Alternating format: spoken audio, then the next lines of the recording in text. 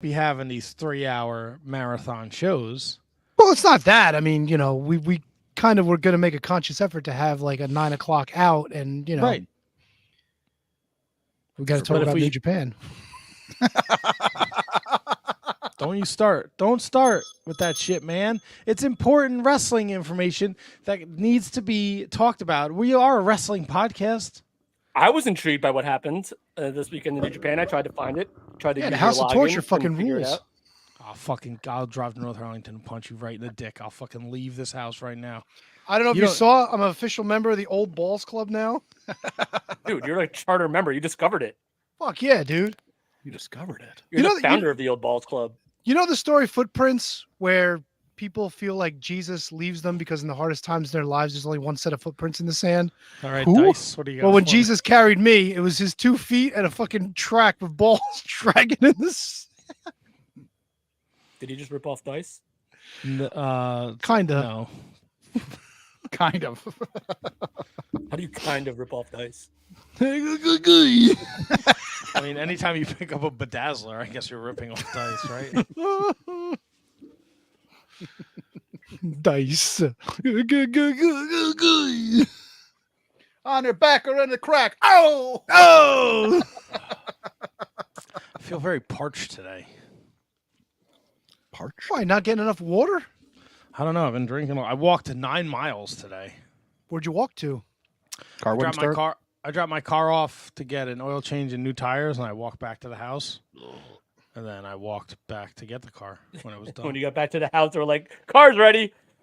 No. I had some time. I had some time to do some stuff around the house.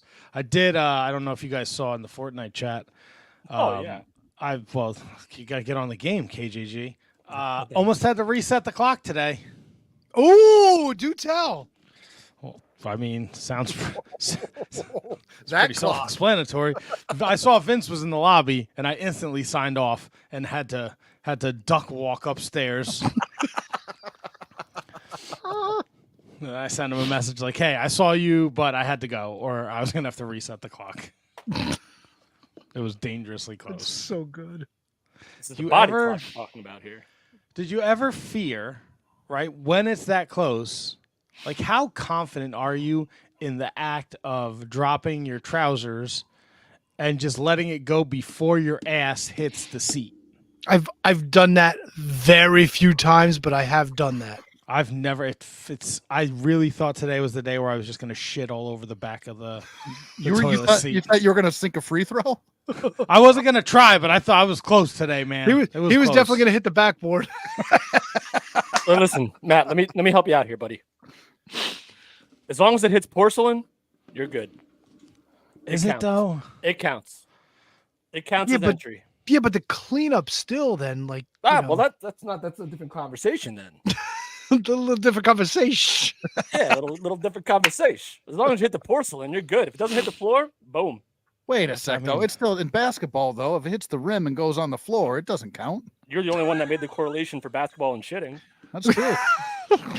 Hey, man, What else, I'm a slam dunk guy. That's what I am. All right. Yeah, well, you know what? Not everyone can be as not everyone's Shaq, all right? You know what? He's also. I think he's the youngest out of all of us. HK is. Yeah. Yeah, but he takes it in the shitter a lot, so who knows if he's got controls of his bowels? Oh, is it as big as Brian Knobs? No, Probably. Here if you need me. I wish.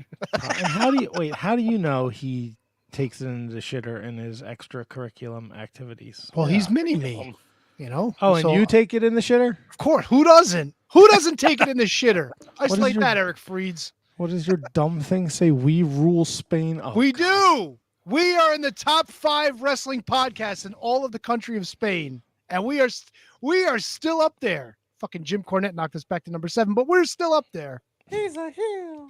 Thank Dirty you. motherfucker. We're in great company too. The Undertaker's there and Fuck yeah.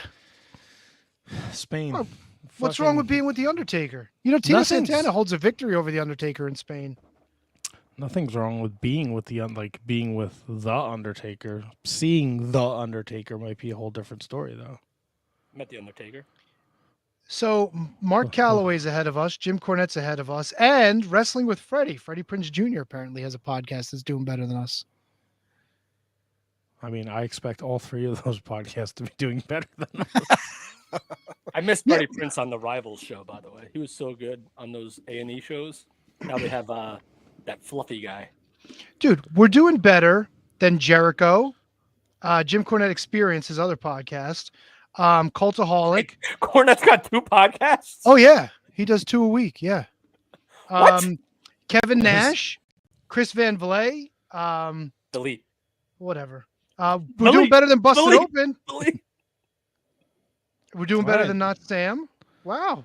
So And we should. 83 weeks. That's just a short list. Wow. So we should. Are we moving our headquarters to Spain? See. Maybe some I'm in. some Spanish inspired merchandise. Fuck yeah, dude. El Wizards. The Seeing Wizards, SING. That's pretty clever. Is an SING sing? No, with the little accent. The Seeing Wizards. Like, Oh, okay. The Sing Wizards. I got you. that's right. Wait, how would you wait? all The right, musical. I gotta go Google Translate. Hornets. Easy so over there. Jeez Louise. Well, Tony's Google translating. No guest tonight.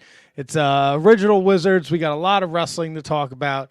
The King and Queen of the Ring are off and running, and we've got injuries galore. AEW is off and running. We've got injuries galore.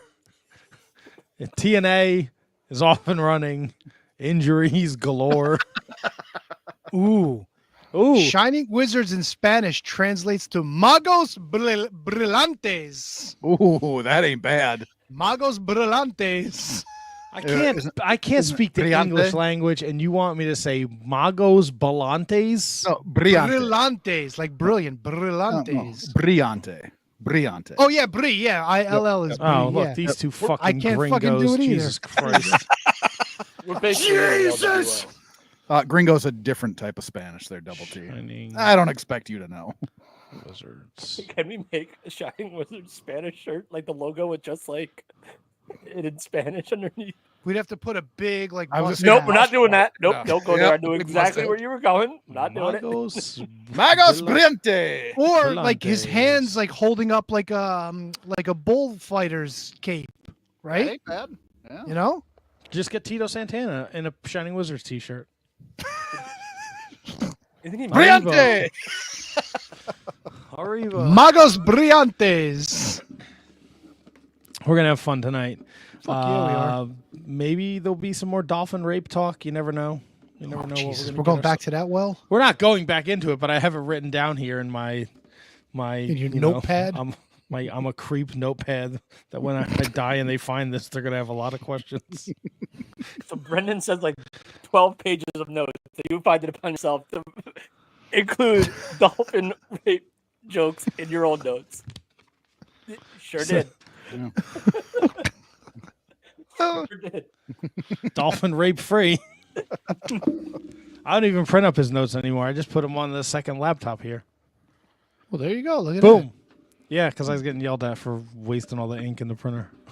Because I wouldn't go through them and then I just throw them in the fireplace. You print fucking like 17 pages, like use them for an hour and then fucking throw them in the God. fireplace. Thanks Thank for your God hard for work, it. Brendan. No, I appreciate it, but now it's easier. And it's just right here in the Google Docs on the second computer. So now I have it and I don't waste paper and I can look at it, even though he wrote fucking everything is evil at the top of it. I hope your fucking tongue falls out. He also had Of course he did. Gable versus Bronson Reed in the Queen of the Ring tournament. He's got fucking jokes. Duh. He keeps putting in the NWA and the MLW results. And I don't think we've talked about either of those promotions in months. I was like, oh, it's only Nope. 12 pages. It's only 12 pages this week. He must not have included everything. He included everything.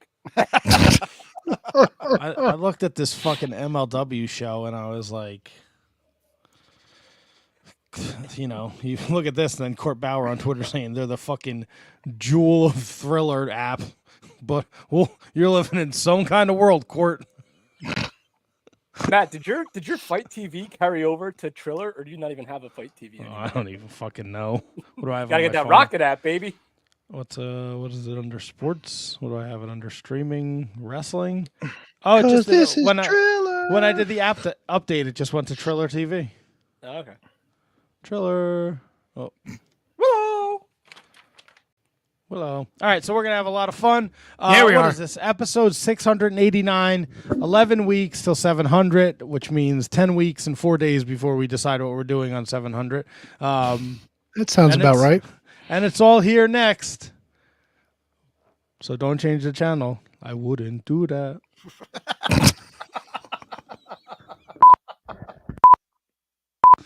That was a stretch. The following is a presentation of the Shining Wizards Network, broadcasting live in high-definition video and available on all podcasting and streaming platforms.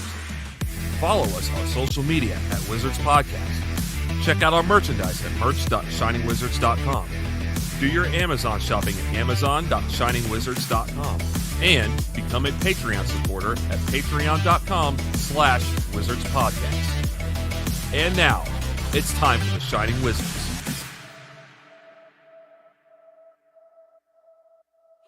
Happy Mother's Day, Diana. Happy Mother's Day, Diana. We love you. We love you.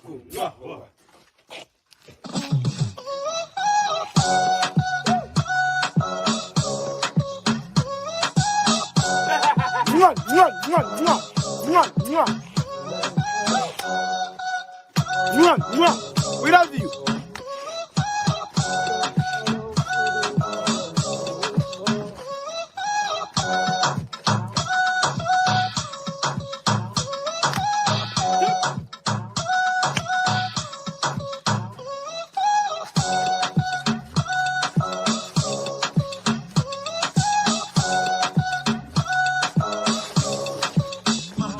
Mami, tú eres una champion, ram, pa, pa, pam, pam, con un booty fuera lo...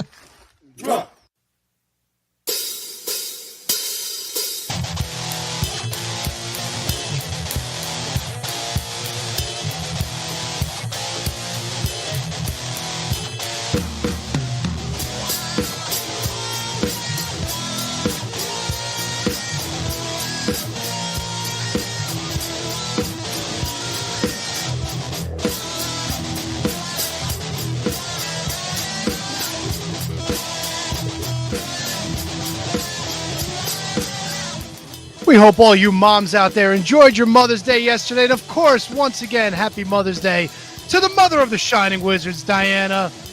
But enough about Mother's Day. It's the day after. You got 364 more to go. So let's get into some wrestling talk. And talk about wrestling. We are live on the internet. We are going with you wherever you go. I'm Tony. Oh, man. Handsome Kevin. KJG. Sorry, I got all a little excited there. I saw those guys dancing around, you know. A couple steps. Yeah, a little bit. God damn it. What's the matter, bro? I'm going to say something. Oh, no. It's a lot easier to see them when it's overcast.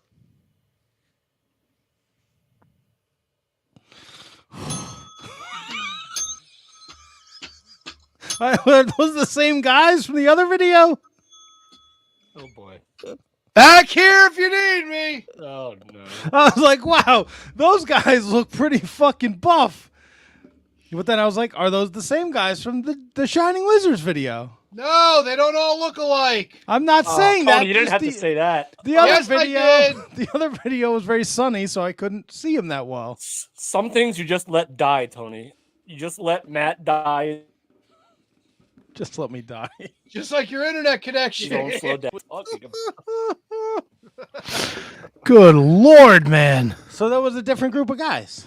Yes. So we That should was have the- more. So we should have that- more intros. That was the love team. The love team. Yes. Holy God! I didn't know there was a.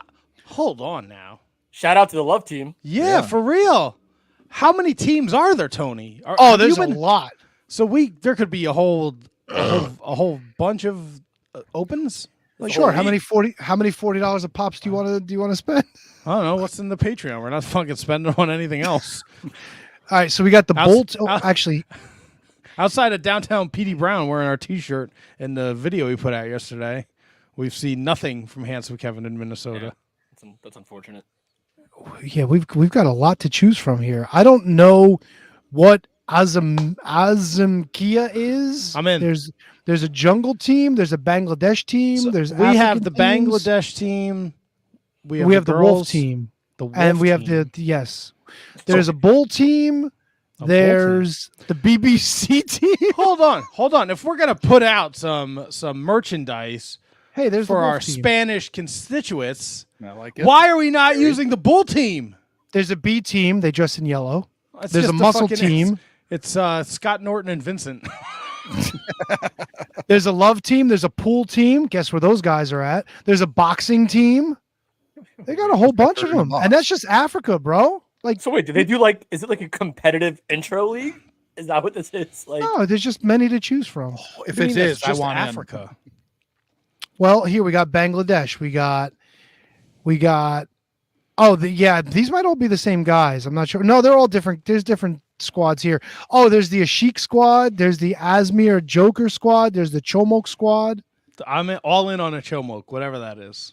I think Chomok is the one we have. Yes, we have the Chomok squad. Which one is that? That's the one with the dude with the big teeth in the background. Not the wolf team? No, this is the Bangladeshi team. Actually, the Chomok squad. Wait, are there different ones? wait, Hold Tony, on. do we have one from the Wolf Yedit team? No, they were banned. They were banned in the Yeah. USA. No. I don't see the girls anymore. Well, you know what that means. Not my Yeah, girl. well, You get in the goo a lot. Yeah, I don't see the girls anymore. It's Africa and Bangladesh. They got Benoit. What was the name of the Eastern European girls team? I think it was just the European girls. It's a shame. We could get dance greetings from the Jungle Boys, but I think it's one of the Bangladeshi Jack teams. Perry. Yeah, the girls are gone, man. The girls are gone. It's a mess. Yeah. Well, Yep. Let's hope This they is don't really- do it over there. This is really annoying. This fucking audio is I'm gonna murder someone. Who are you gonna murder? Ghostbusters. She looks like she shits her pants in the ring. I don't know. She was just confused. Like, yeah. Oh, fucking what's her name? Candy Crush. Fucking idiot. How's everyone doing this fine Monday evening? Great. You know what I decided to do because I was having a good day? What that? I had about 20 minutes while I was eating my dinner. I decided to start watching Dynamite from Wednesday. Look at you. Okay, so this is actually, you know what? I want to see how HK and KJG are doing, but I want to go back to that. Okay. How's the right side of the screen doing, or the left, I guess? No, that's all right. Pin in Dynamite. How you guys doing over there? Aces McGaces, my man. Oh, That's right. Jesus, huh? That's it. That's huge, man. That's big. 1809. Come on now, man. You know you're gonna get a McGace out of me at some point. Hanging Yeah, in. it's just I mean, easier for me if I write them down now. I'm in vacation mode. Leave for Florida in a couple days. Getting excited. Getting pumped. Gonna make my first trip to Miami. I'm a little nervous Oh. about that. Ooh. Ooh. Miami. Nervous. Money. It's like Miami the ain't cheap. it's like the porn capital of the world, isn't it? Well, I was nervous about that too, obviously. Yeah, I'd be real nervous about that. Yeah. I had to bring an extra carry-on. Nothing inside of it on the way down. On the way back, it's gonna be filled to the brim. Can Pornography. Can I give you a piece of advice while you're in Miami, KJG? Sure. I'll punch a dolphin right in its fucking suck hole on its head. Great point. Definitely do that. Don't do it. You shouldn't do that. Definitely. Also, you're not gonna end up in like South Beach, are you? I don't know. 'Cause you should be fine. You'll be fine. No, I'm not too worried about it. I was just messing around for content. But no, I'm very excited. Going to Florida this week. I'll be back Monday. Hopefully in time for the show. Should be no worries there. And yeah, knee deep in playoff hockey, even though the Devils are out. But I'm super excited for it. So it's my time of year, man. I'm excited. What are you going to Florida for? Punani. Whoa. Buddy. Nope. Punani. That is you. Oh. Yeah. Oh no! No, I no, know I no, said it. no. Nope. But you can't just say it without the context. Well, What let me- content? Let me try this again here. KJG, why are you heading to Florida again? Punani. Okay, gotcha. No, I heard you the first time. Right. Yeah. Fucking piece of shit. Jerk off. Well, that's an interesting way to go in Well done, Miami. boys. How to doo-doo. Yeah, I suppose. I mean, you're into what you're into. I'm not here to kink shame. He went suckhole. Due to a Jace.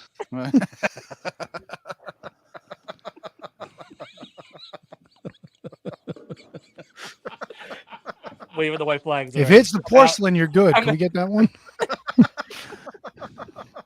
Yeah, it's easier at the beginning of the show. HK, how are you out there in old Minnesota?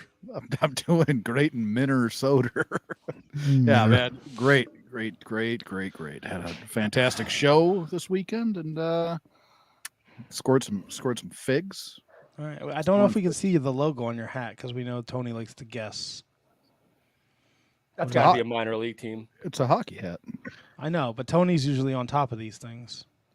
Oh, I'm sorry. I didn't notice the hat. Can we get him the one? Can we get him the one shot? Let's see. Yeah, let me see this. Hold on. Make him big. Make his big head big. Come on, peanut head. There we go. Oh, why'd you fuck it up? You got to keep it there.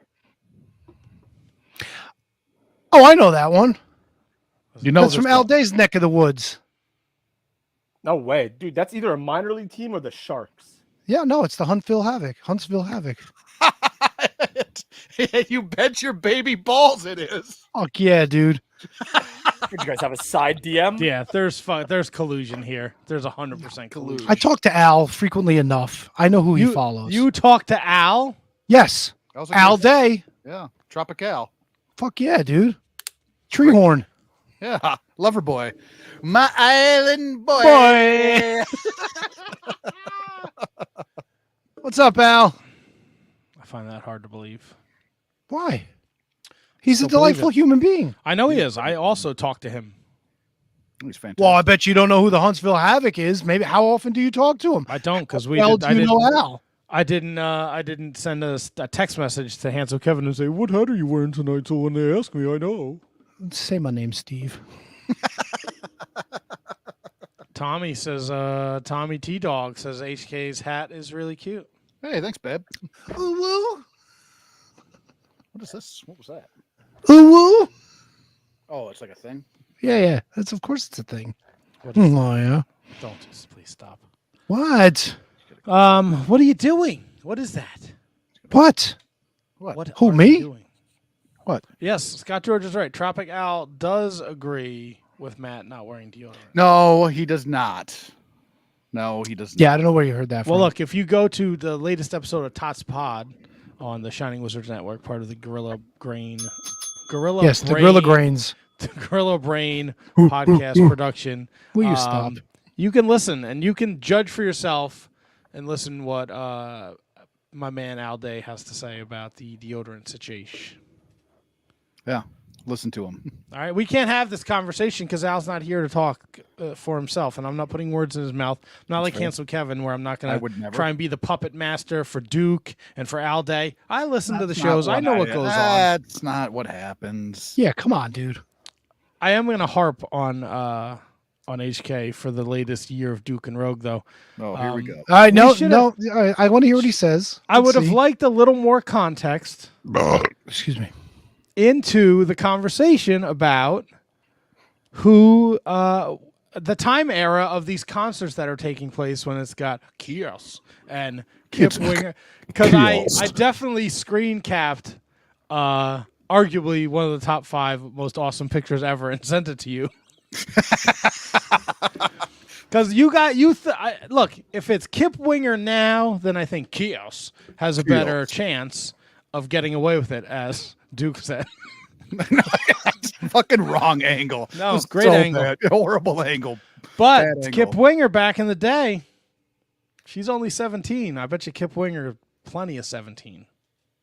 Yeah, Christine 6. It's all bad, man. It's all But bad. different times. 70s were a different time, man. We're talking the 80s. I said if Christine in the 16 is the 70s, though. Right, but I'm in the time period. I said in the 80s. You missed out. You missed out on a really big one from 1980. Ooh, what'd I miss? Benny Mardona's Into the Night. She's just 16 years old. Oh! Yeah, it was a good, that was a good pull on standing there by the Beatles, HK. That was a good pull too, yeah. Yeah. Yeah, and I stand by it. Winger's going to fucking jail. Not Gene Simmons with that long ass tongue, 16. No, man, not at all. It's the pull effect, man. They got way more pull. Both of those bands got way more pull than Winger ever has had. No, I think Winger gets away with it because I think a lot of people think Kiss is evil and crazy. This is during there's no makeup at this period. Yes, that's even more of a win for Kiss. Yeah, that makes it even worse. Gene Simmons looks like he's better with the makeup on. All of them do, really. Paul Stanley looks like he looks like Ric Flair now, all melted and shit. Ugh. He kind of does. He always has. Yeah. Paul Stanley looks like a cross between Dee Schneider and Howard Stern. Brendan Haney wants to know if Marty Scurll will be here tonight for this.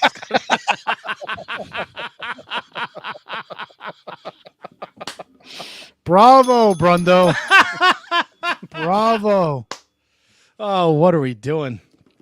All right.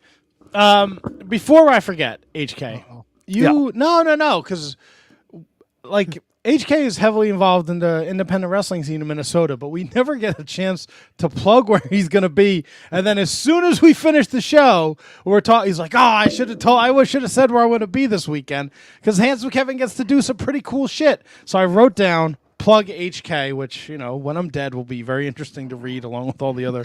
It's plug HK and then Aces McAces underneath that. So Aces McAces. Good luck deciphering that, coroner. Where will you be this weekend, Handsome Kevin? This weekend I will be in Rochester, Minnesota for the Throwback Throwdown. A lot of awesome talent going to be there. Obviously, we have there's going to be Shane Douglas, the Powers of Pain. I think Deborah might be there at this one. I didn't get the full rundown.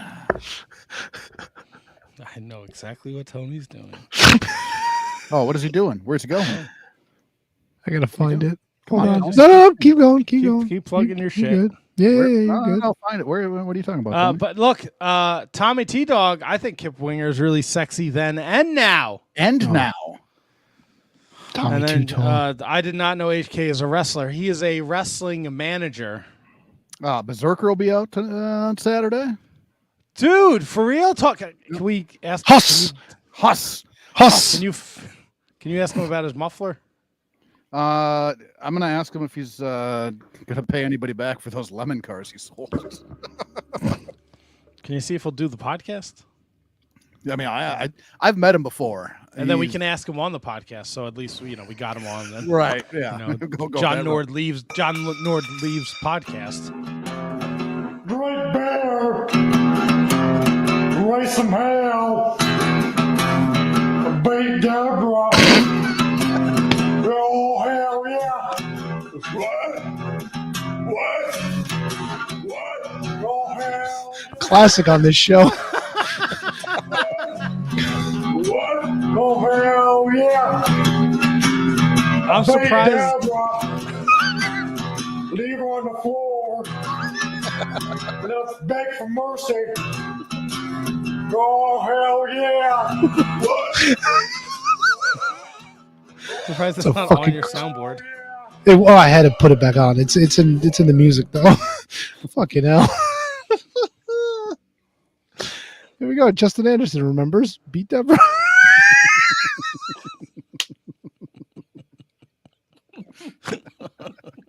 It's gonna be stuck in my fucking head all night now. I think Mega Powers introduced me to that. God damn. So you're gonna be sharing the locker room with all these legends. Yeah. It's fantastic. Yeah, it's always like it's still kind of, I don't know. I don't want to say weird, but like it's still kind of one of those surreal things for me when I'm sharing a locker room with some of these guys that have been to the highest of heights. It's still awesome though. Like you just gotta remember they're all just regular guys. All of them are just regular guys so far. So. All right. Never gets old. Yeah, Never- I'm never excited done. for you. I'm looking forward to that. Yeah. Shane Douglas gave the most awesome drop ever to us when he did the show. Oh, fuck. Now you can make me pull this one. or I you have might it? actually have it. Hold on, I have to look. I should have had this ready. This is my fault. I may not There's no way actually you knew have this it. conversation was going this way. What, that we were going to talk about where Handsome Kevin was going to be this week? No, that Shane Douglas would actually come up in the new. Oh no, I know because I talked to Handsome Kevin about this last night. Oh, okay. Was that a Fortnite vehicle? Yes, well, he was very excited that he was going to be doing the show with these guys. Hey, everybody out there in wrestling land, when you want pro wrestling information at its finest, you're listening to Shining Wizard right here with my boys. Thanks, Shane. Way to fucking way to say who you are. My boys. What a package. Yeah. Fucking Shane Douglas. What a man. Oh, I Well, that's found this awesome. one. I found this one too. Oh, A little bit of the bubbly. Remember that?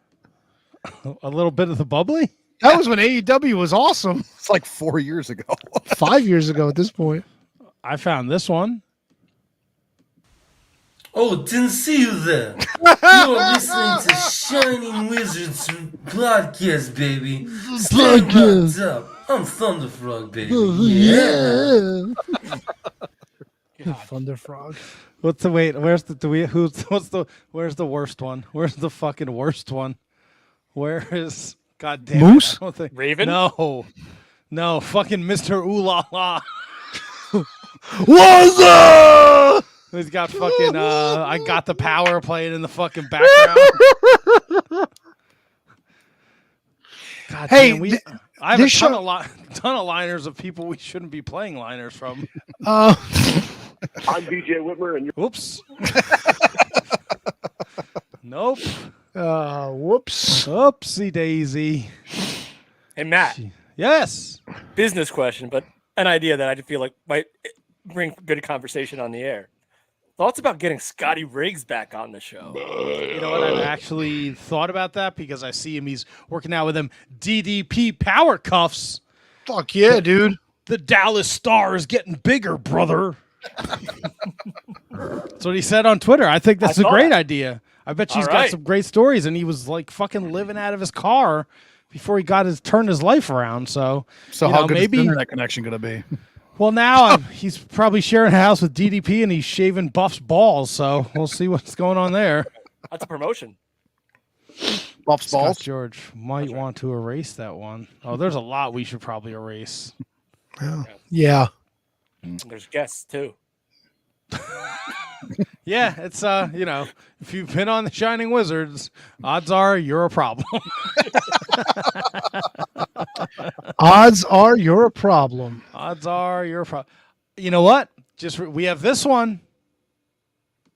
This is Jay Briscoe, and you're listening to the Shining Wizards podcast. Just made me sad.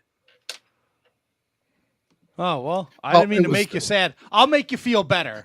It's Hey, this is Buff Bagwell, and you're listening to the Shining Wizards Wrestling Podcast. And I mean podcast. And if you're not buff and you're not the stuff and the girls can't get enough, you better be checking this out. Remember, I'm buff and always will be the stuff. Check it out.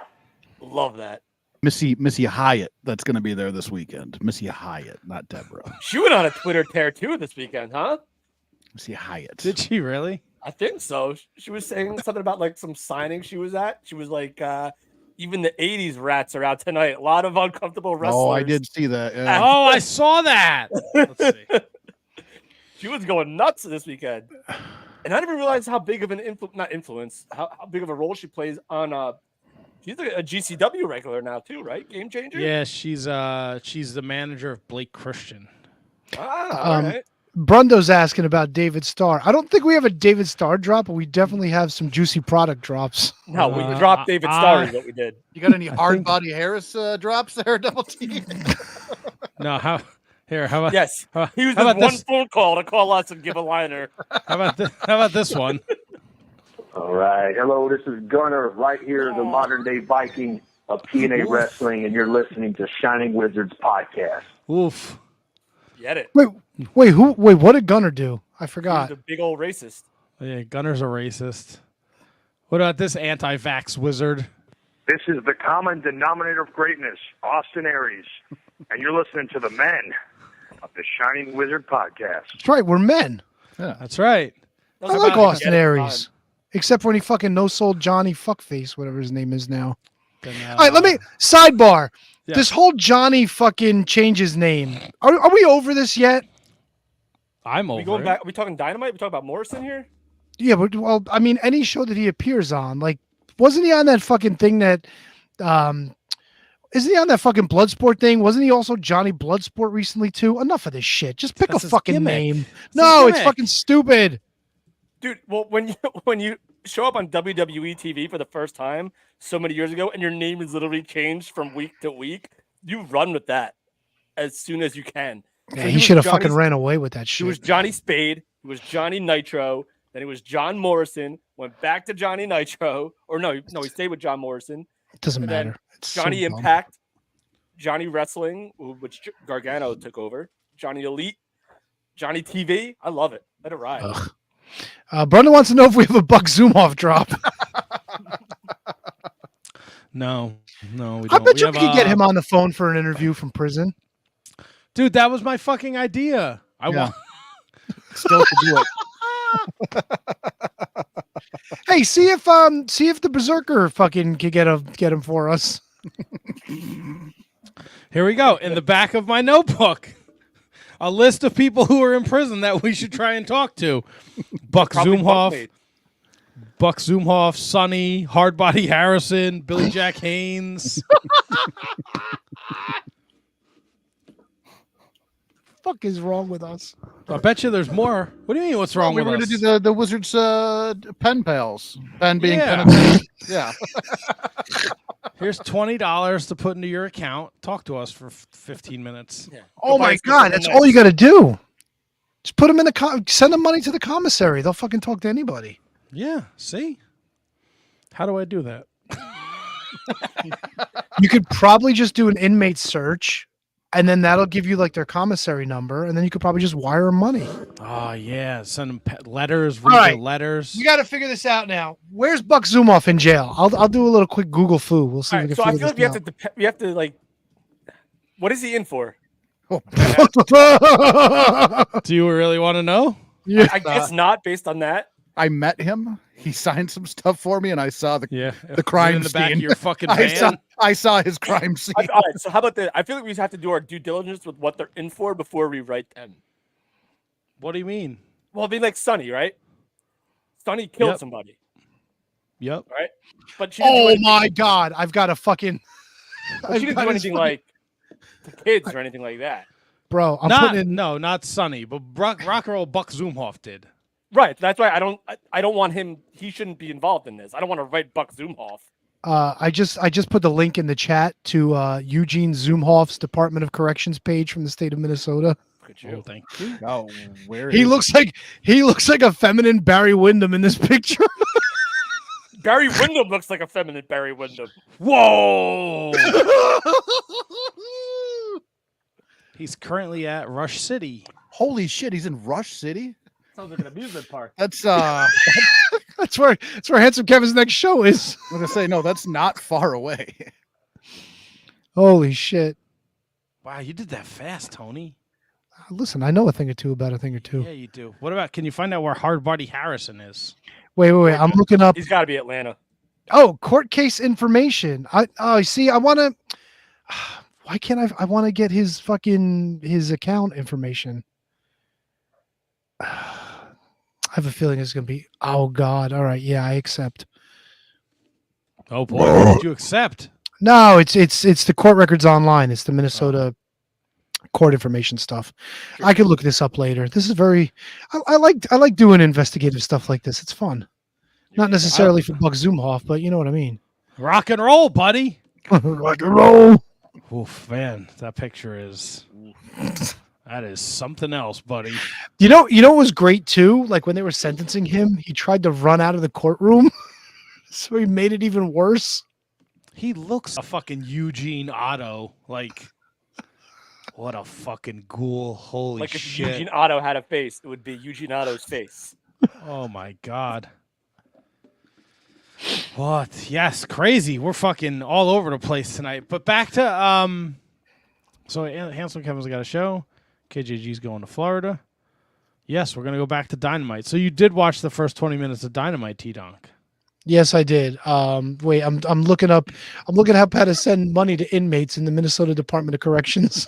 All right, We're all right. not Brendan, sending Buck Zoom off money.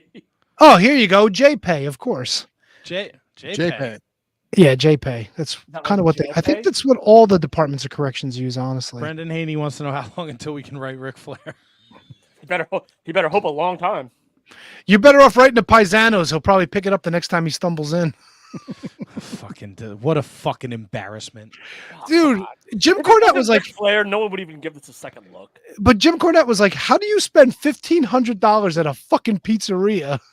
It's got a bar. Yeah, and then fucking tell people you weren't drinking. Shut up.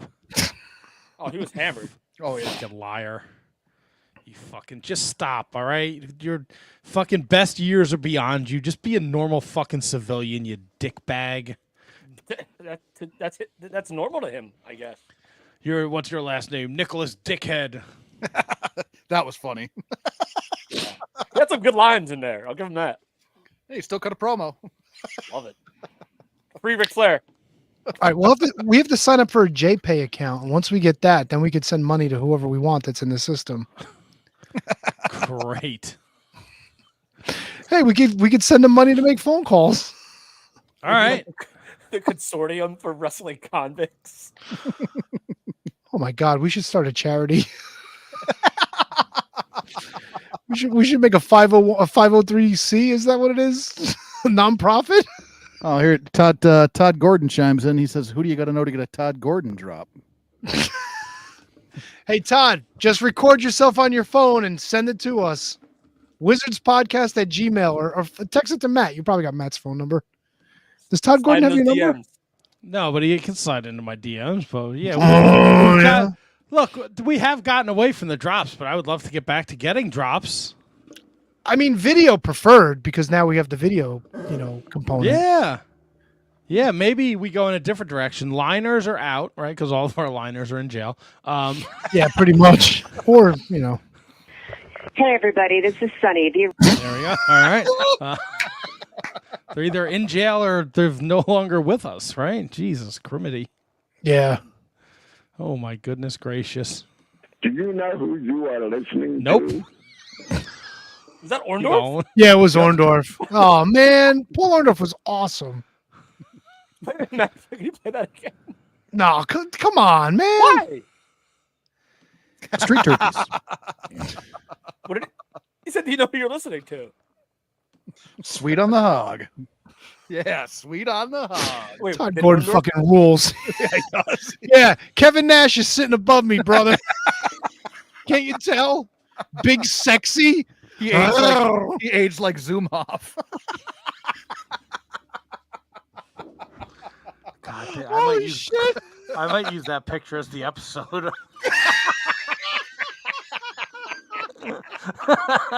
It's HK, like age like Zoomhoff seems to be like the slam and like the end of like a rap battle lyric. Yeah, Like, you can kinda find does, something that age like Zoomhoff. Like if you can find like something that rhymes with Zoomoff. Having a hard time jerking off. Having a hard time like Zoomoff. I spent my time stroking them all. Age like Zoomoff. Holy shit. Who else can we send money to? If we're gonna make a JPay account, we might as Hard well- Body Harris. We gotta find where that piece of shit is. It's got to be Wait. Georgia, bro. I gotta was thinking Georgia too. But he was federal though. My man was ranking up federal charges. Eek. Yeah, so they could send him anywhere. I could. I wouldn't do that. William Haynes III. Let's see where he's at. What? Oh. I mean, he's got to be. Is he in the state system? He's got to be in the state system in Oregon, right? He looks like the in Indiana Jones where they drink from the wrong fucking cup. the fucking crypt keeper. Why would you put that up? What are we doing? Are we not allowed to put it up? No, I mean, you really want Buck Zumoff's face on our show? We spent the last fucking 10 minutes talking about him. We're gonna set up a fucking. We're not sending Buck Zumoff money. Tony wants to start a fucking Buck Zumoff charity.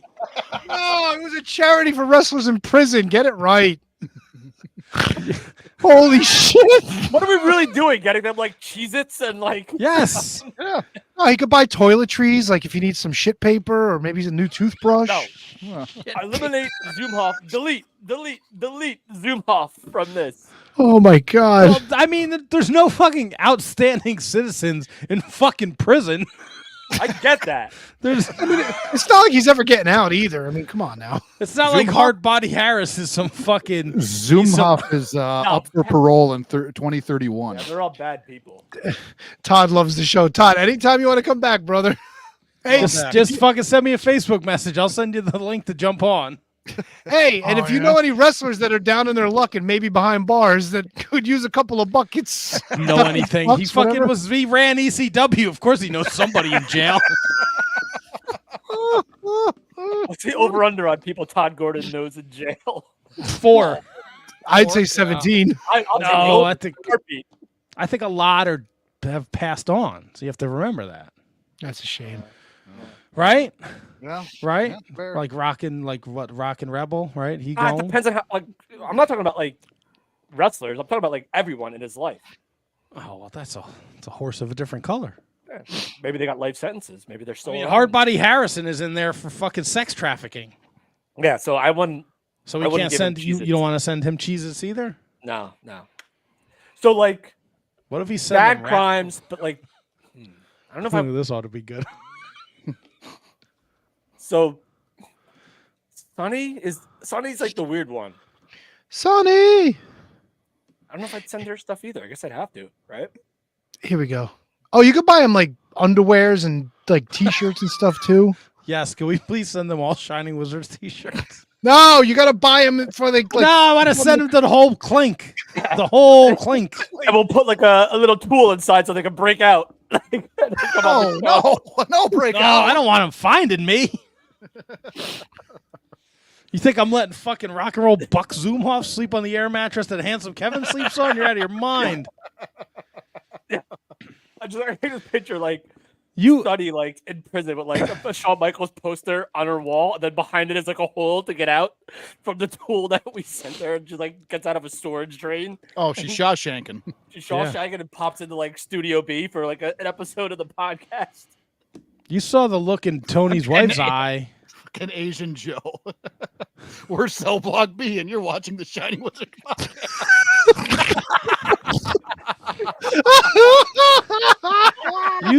You saw the look in Tony's wife's eye when she was standing in her driveway looking across the field. Could you imagine what Buck Zoomhoff would do at my house? Forget about it. Forget about it. I can't have that. That can't be on my hands. God, there's got to be more wrestlers in jail for like less crimes than what we're talking about. Hey, so is Billy Jack Haynes in the federal system? Because I don't see him in the state system. Oh, hold on. Let me pull up the federal system of inmates in the country. Federal inmate. Has he been processed yet? Well, he's in custody. Yeah, I don't think he was released on bail at all. Oh, Brett DiBiase's in prison. That's right. Oh, shit. See, that's white collar. Let's give him some money. Yeah, let's give some money to the guy that didn't need money and stole money from the poor. Yeah. That's right. The old reverse Robin Hood. That's it. Steal from the poor and give to the rich. I don't know who Brian McGee is. What about Dan Rodimer? Well, he killed a person. Mm. Brian McGee. I don't know who's it. Dan Rodimer? Rodimer, I believe it's actually pronounced. He was the tough enough. Yeah. Yeah. Had some dark matches. Ran for some council in Texas or something. I thought, like that. when he was on Tough Enough, I thought he had a chance. He had a good look. Yeah. It was that early 2000s bleach blonde hair. Was it the pewter season? Yes. Oh, this guy's from Denville, New Jersey. Yeah, he went to CNL Prep. Let's He went to high school, HK. Seton Prep is a school 3 blocks away from my house, and that's where this murder allegation. Oh, you're a big fan. A huge fan, big time. Figures Rhode Island much. guy. Nah, You're he's on the same show with the Miz. You're a Rodhead. Rodman. Oh, Rodman, huh? I like that. Better cut. I don't know, man. This guy's he was arrested in March on a warrant for an open murder charge. Initially ruled as an accident in a hotel, but then they did a little more investigation and charged. So does he get Cheez-Its? Like, where's the Cheez-It line here? I don't mind giving Cheez-Its to murderers. Can we isolate that, Yep. please? What was that, about the 50-minute mark? 50-15. Cheez-Its to murderers. Cheez-Its I are draw a the line fucking at, horrible like- snack to begin with. Give them all. Excuse me? Oh, Cheez-Its rule, bro. No. Take your fucking veggie platter and hit the bricks. All right, HK. Now we're talking fucking about love the a real veggie here. platter. I know you Cheez-Its do. or goldfish. You know, so here, Cheez-Its with the ridges. I can get into those. Standard issue. Cheez-Its with the ridges. They got those flavored Cheez-Its with the ridges. I'm in there, right? I'm okay with those. We're not talking Standard about that. standard Cheez-Its. No. What is wrong? I can't with you. No. Find an adult in custody. I'm still looking for William Haynes. All right, so here's We're so getting I'm gonna be there. blunt- I'm going to be blunt with my prisoner commissary line. in Found terms of him. crimes. Murder, I will give you Cheez-Its. White collar crimes, Cheez-Its. Anything involving sex trafficking or children, anything like that, you're done. I'm done with you. What do you got, like So- Raisinets? All right. If you guys are interested, William Albert Haynes is in custody in the Multnomah County Sheriff's Department. He is 6'4", 200 pounds. I guess he's lost a few pounds. He's like crazy, dude. He's 70 years old. He's facing 2 charges: murder 2, domestic violence, which is a Class A felony, and unlawful use of a weapon in committing domestic violence. That's a Class C felony. Both 0 bail, so he is not getting out. He could probably use some Cheez-Its. I'll send Billy Jackson Cheez-Its. There you go. Listen, sounds like we got something rolling here, man. We do. We just got to figure out the best way to attack this. I don't know if that's the right word to use. Yeah, probably use something softer. Yeah. Oh yeah. Oh, yeah. What we got buckets here? them off. looks like Evan Courageous was arrested in the end of 2023, but I don't think he's still in jail. No. That was like an assault charge, I think. I was say, what was he picked up for? I think it was a drug and assault charge, I believe. Is Juventud Guerrera still in jail? No, Okay. he's out. He's working shows, man. The juice is loose. Yeah. He out. Interesting. Yeah, very interesting. Well, this has been Inmate Talk. This is what you tune in. Look, you could tune into any wrestling podcast out there. This is why we are number 7 in Spain. That's right. The Siete, Spaniards. if you will. love us. Por favor, número uno. Please. Sí, gracias. Gracias. Dalnagas. Ding ding the bell. Subscribe. So anyway, Tony, you watched the first 20 minutes of AEW. It was I sure did. What, Pockets and Trent? Oh, yes, it was. All right, I'm interested to hear your thoughts on what you saw. And did you see the end of the match and the post-match shenanigans? I saw a bit of the beatdown in the post match, but at that point, what was the purpose? So here's what I don't understand.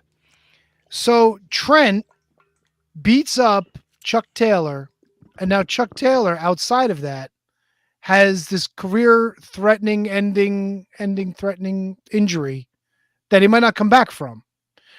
But Trent kicked the shit out of him and turned on him, right? So that's where we're going with the story. So Trent should not come out with fucking Chuck written on his forearm, first of all. You know what I'm saying? I think he was openly mocking. Yeah. Oh, was he? Yeah. Yes, well, you he know what? wasn't- You know what the two of them were doing? They were mocking me for watching a fucking what I thought would be a wrestling match. You want to talk about mocking? First of all, was this no disqualification? No, right? but the referee just let him go all through the crowd. And like, Orange Cassidy is supposed to be there to avenge his friend's career-ending fucking injuries that he suffered at the hands of this cocksucker. Let's just go into the crowd.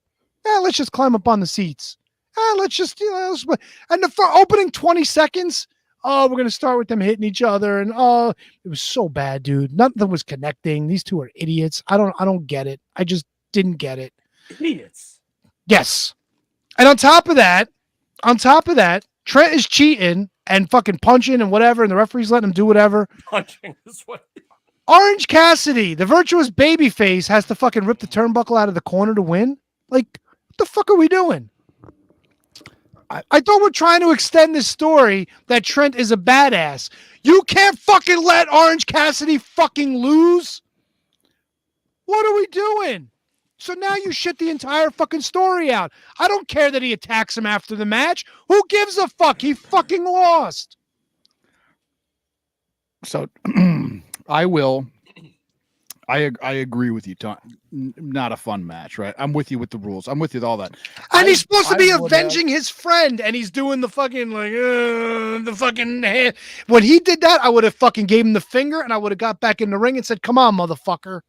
I would have maybe not forgiven, but I would have overlooked all of that if not for the post-match bullshit, because he pile drives him on the steel steps. Pile driver on the steps. And then slingshots him from underneath the ring. And even after that, Orange Cassidy has the wherewithal to go grab a chair. Of course he does. Right? Go grab a chair. Of course he does. And then walk out with Don Callis while Statlander goes down to fucking talk to Trent. What? Why? What? Kenny Omega, right? Okay. Previously injured, sure. Get stretchered out for taking a couple moves. You goddamn kill Orange Cassidy, and he still has the wherewithal to gotta go grab the chair, and now he's walking out. A pile driver on the steps and a slingshot under the ring, and he's still grabbing a chair. He's still all there. That's where I'm out. One thing that I was sort of on board with, but they should have done differently, was when Trent was down and Orange went with the one light kick, and then he just kept fucking building up and really laying him in. What he should have done, if he really wanted to be a fucking prick to avenge his friend, he should have did one light kick and then said, "Fuck this," and just started fucking laying him in and laying him in and laying him in. Don't fucking play this stupid character when your fucking friend's life is depending on you kicking the shit out of the guy that fucking took your career away. It didn't make sense. And on top of that, just before this match, what happened, HK? You know what happened? Adam, which is the fucking dumbest thing, like this fucking old looking fucking lion is walking through, looking at his phone going, what the fuck? Like, Adam? Ugh. Adam is the worst fucking name for this guy. And I know it's his government name, but my God, he's Edge. Can we fucking pay them money to get Edge, or at least call him something cool? He's Adam. Great. Did he fucking give a rib to his wife? Who gives a shit? But here's the thing. He goes, "Tonight, I'm getting him. No disqualification." And then what happens? The very fucking first match, they're fighting in the crowd anyway. Yep. That's when he cut that. He went no disqualification. And the fuck's the difference? Nope, there is none. It's AEW. It doesn't matter. They just think it's ECW rules for every fucking match, and you can just go everywhere and do everything. Right? This is the fucking shit that I'm dealing with this fucking computer. You can laugh. It's fine. I am laughing. I enjoy your rage. Now, KJG, I'm interested to see your thoughts here, because you seemed a little maybe in disagreement with Tony Kevin. I was, until he brought up the point where Edge mentioned the no DQ, and then the fact that they went and had a no DQ match before you had a no DQ match was that, and the post match shenanigans was a little much for me. But in terms of like the match, if it wasn't for the Edge announcing like a no DQ thing, then I would have accepted this for what it was. But I just feel like it all avenging Chuck. There's nothing that he could do that will bring Chuck Taylor back in terms of a wrestler. So whether he beats the shit out of him or whether he just beats him in a match, either way to me is avenging Chuck Taylor. He never said like, I'm going to have to beat the shit out of this guy to avenge my best friend after you turned on him. Maybe in his mind, just winning a match against Trent was enough for him. But again, two things I agree with Tony on 100% was the post NHK was the post match goofiness and Edge announcing a no DQ match or wanting a no DQ match after or while we just saw a no DQ match. What was the purpose of turning Trent if he was going to lose right away? And now that he's a loser, joining Don Callis, where nobody fucking wins anyway. I don't think we knew the extent of what Chuck Taylor was going through at that point. So I'm assuming they wanted unless I'm wrong, I'm assuming they wanted a drawn out thing with Chuck and Trent, or maybe Trent and Orange. Maybe they got exactly what they wanted out of it. And listen, Trent, let's be honest, as much I love Trent, but I don't know. I don't see any upside in putting him in any real situation of substance, to be honest with you. I think he's doing a good job with what they're giving him, but is Trent really going to be main eventing? Is he really going to be high profile matches other than once this Orange Cassidy thing is done? I don't think so. Oh, it's kind of done. It's kind of done now anyway, right? I mean, Where do you go from here? They'll do something. I think there's a rematch at Double or Nothing. Well, that's what I thought it was going to be to begin with, and they put it on TV. And who gives a fuck? All fucking Don Callis' people lose anyway, except for Will Ospreay, who's probably not even going to be there anymore with this group. No, wait. Is my memory shitty, Matt, or did they do something with Trent and Don Callis? Or I thought it was Orange Cassidy. It's orange. It's orange, but you know that they're not going to turn Orange Cassidy, right? So you know that it's going to end up with Don Callis backing Trent. The match itself was fine for what it was. Yeah. Tony's face. If you're not watching on YouTube, seriously, you have to watch on YouTube. I didn't like this match, and that's really fine. Didn't. That's fine. I think there's that's fine because I thought it fit the story. The turnbuckle thing. That's how he beat Trent. He took the turnbuckle pad off. So Orange Cassidy using it to beat, or Chuck, excuse me. That's how he beat Chuck. So Orange Cassidy using it to beat Trent. But I'm with you. The post-match thing, I think it would mean more if after he takes that slingshot under the ring and Trent is going to bash him, if Don Callis steps in front of a helpless Orange Cassidy. I think that, because that was what ended up happening anyway, right? Don Callis stepped in front of Orange Cassidy when he was like holding himself up with a chair. Like, you accomplished the same thing. Like, sell the fucking vicious pile driver on the steps and the slingshot under the ring. I think visually, if there's an unconscious Orange Cassidy on the ground and Trent's going to brain him with a toolbox, and out of all people, Don Callis steps in the way, I think that sends such a bigger message. Yeah, it was definitely, maybe that's what they had in mind. It was definitely an awkward way to put that over.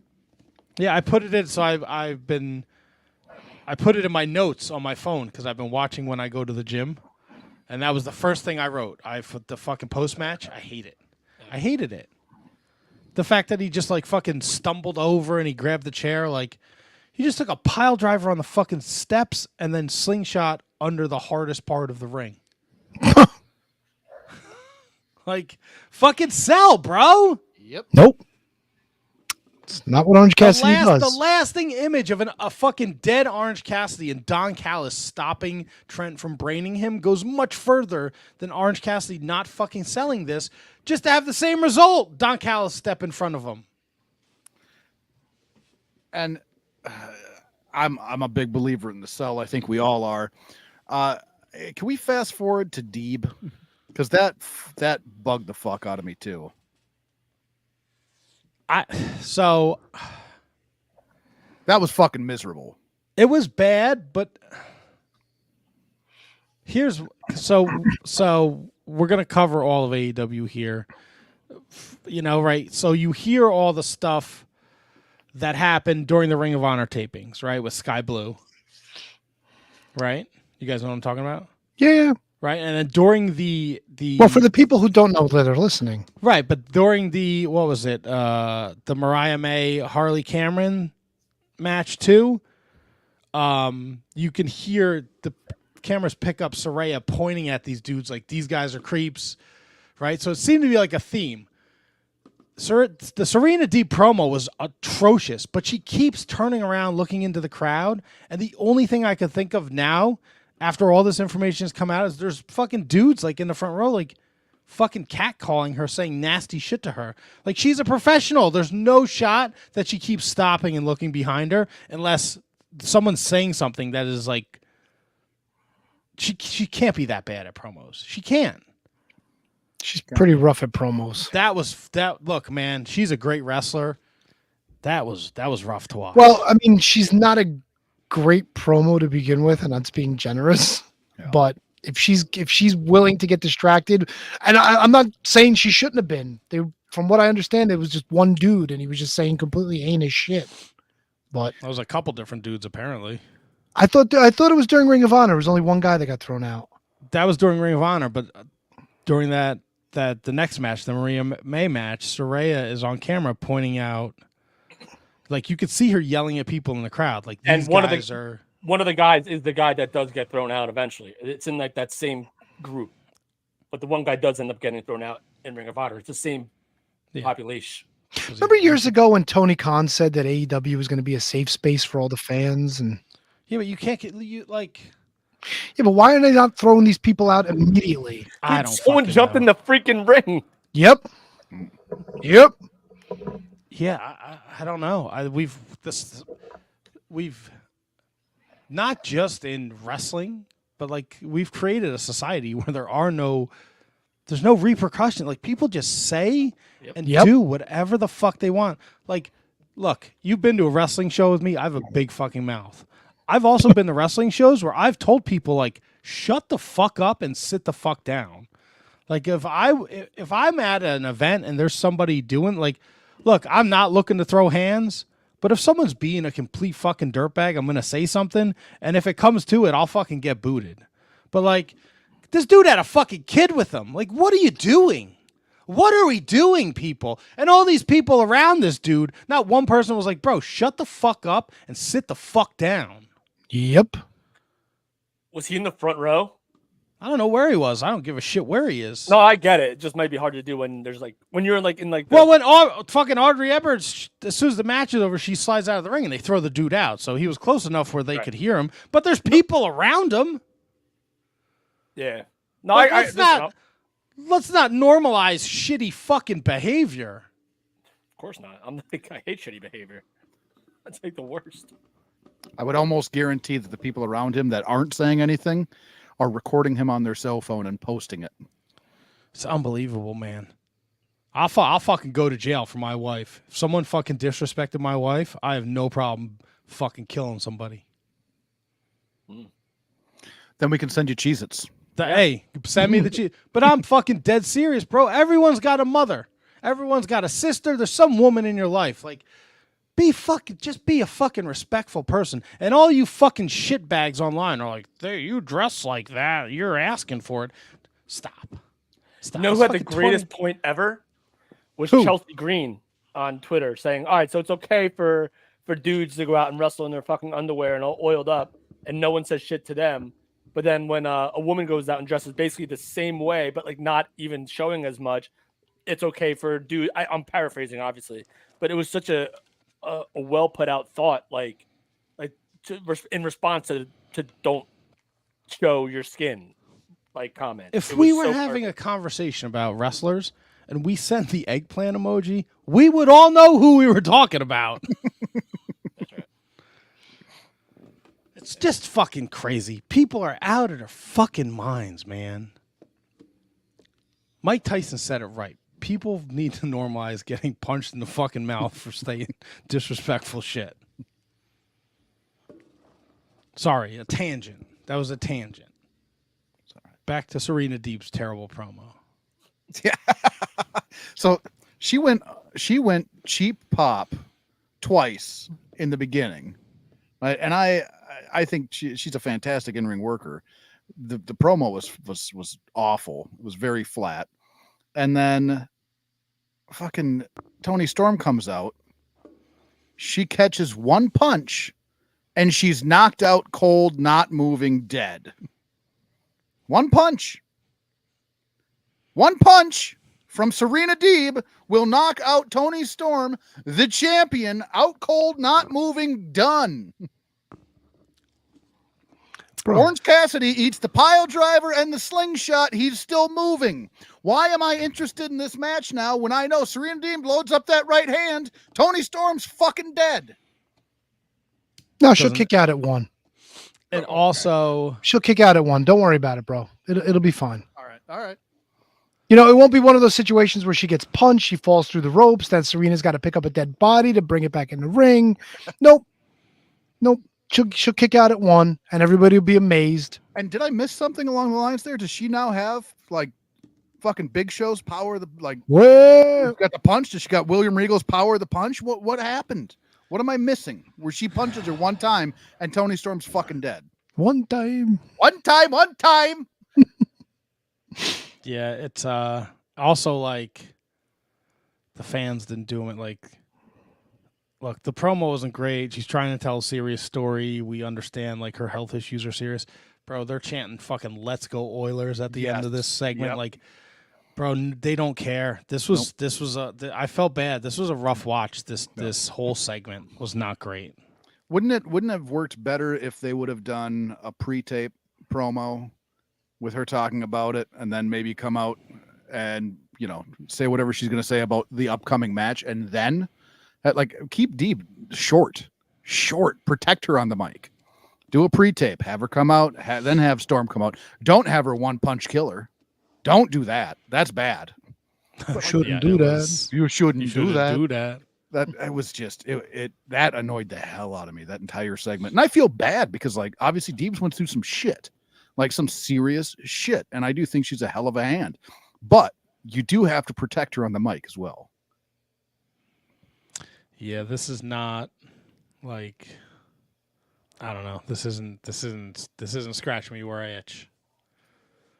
You know? It's women's wrestling. Look, Mariah May and Harley Cameron, I thought was fine. I thought that was a fun match.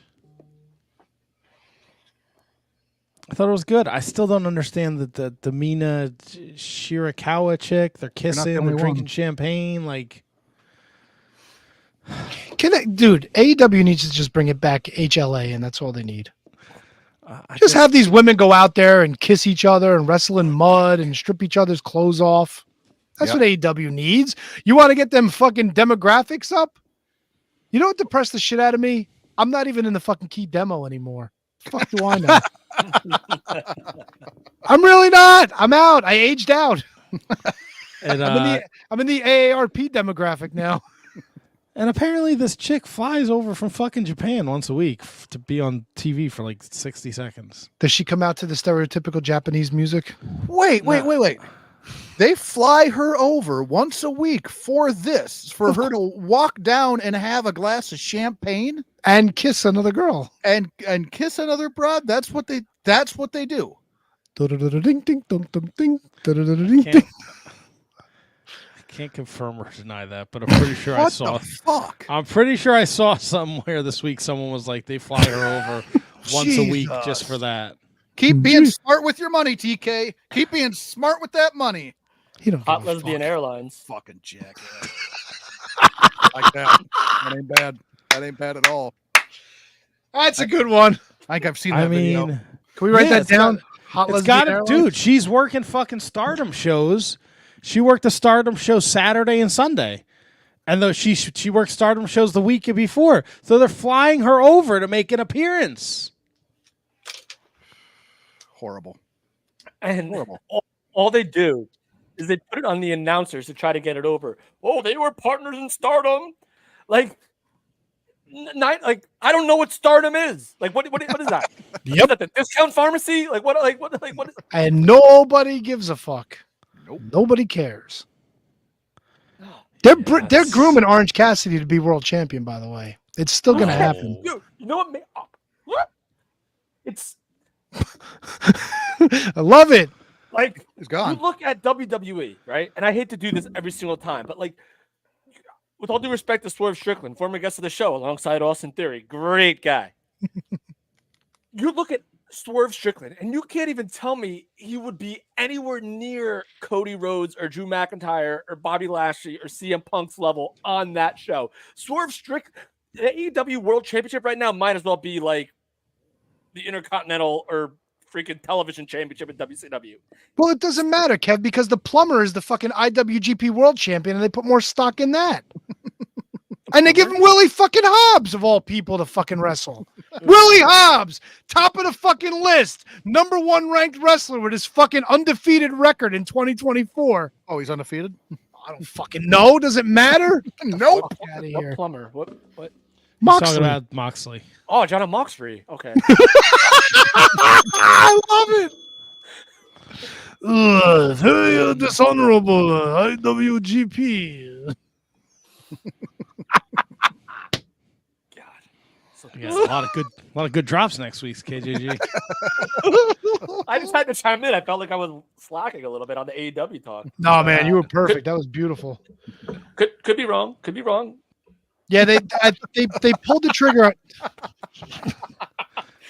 I don't have some of these lame-o questions.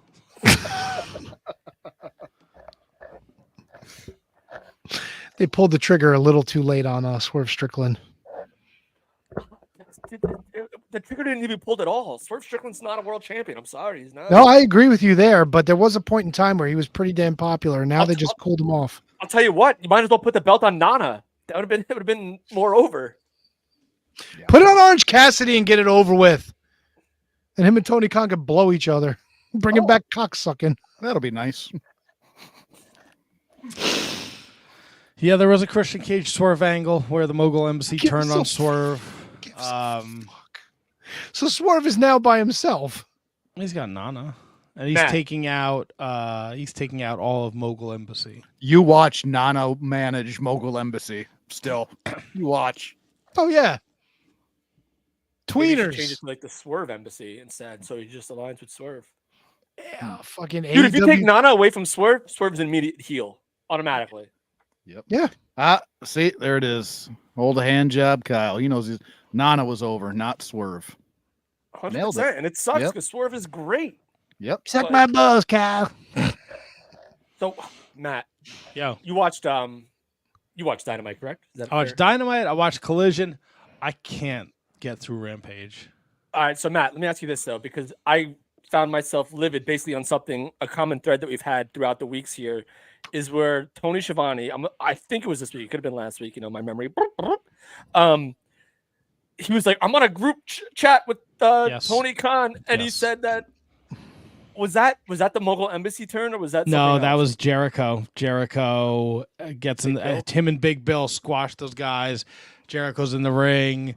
The vortex, the learning tree, what happened with Hook, and then Tony Schiavone gets in the ring. He's like, I'm on a text chain with Tony Khan, and I just found out that Hook will be back next week. Like, while, like, to Tony's point, week after week, nothing had a chance to breathe before Schiavone was like, oh, not only am I talking to him, I'm on a freaking text chain. like, come on, man. Like, it's just, I know it's like nitpicking, but when it's every week, it's not nitpicking. It becomes a freaking problem. Yeah, there's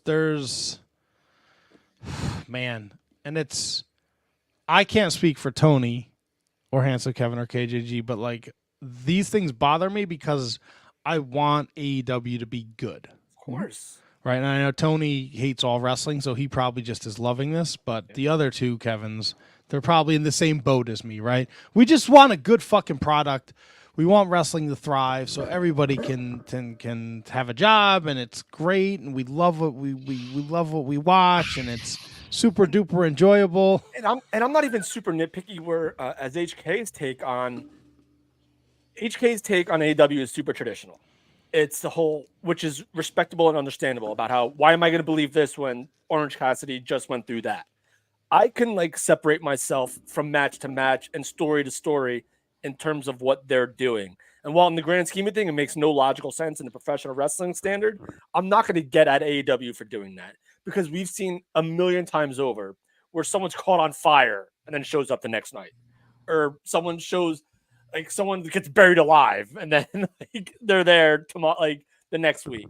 So I'm not that cynical of it yet. And I'm not saying HK is wrong at all, but it's certain things that just bother me, like the Tony Schiavone, before the match even has a chance to be over, before the segment has a chance to be over, where they just like, I'm on a text chain with Tony Khan.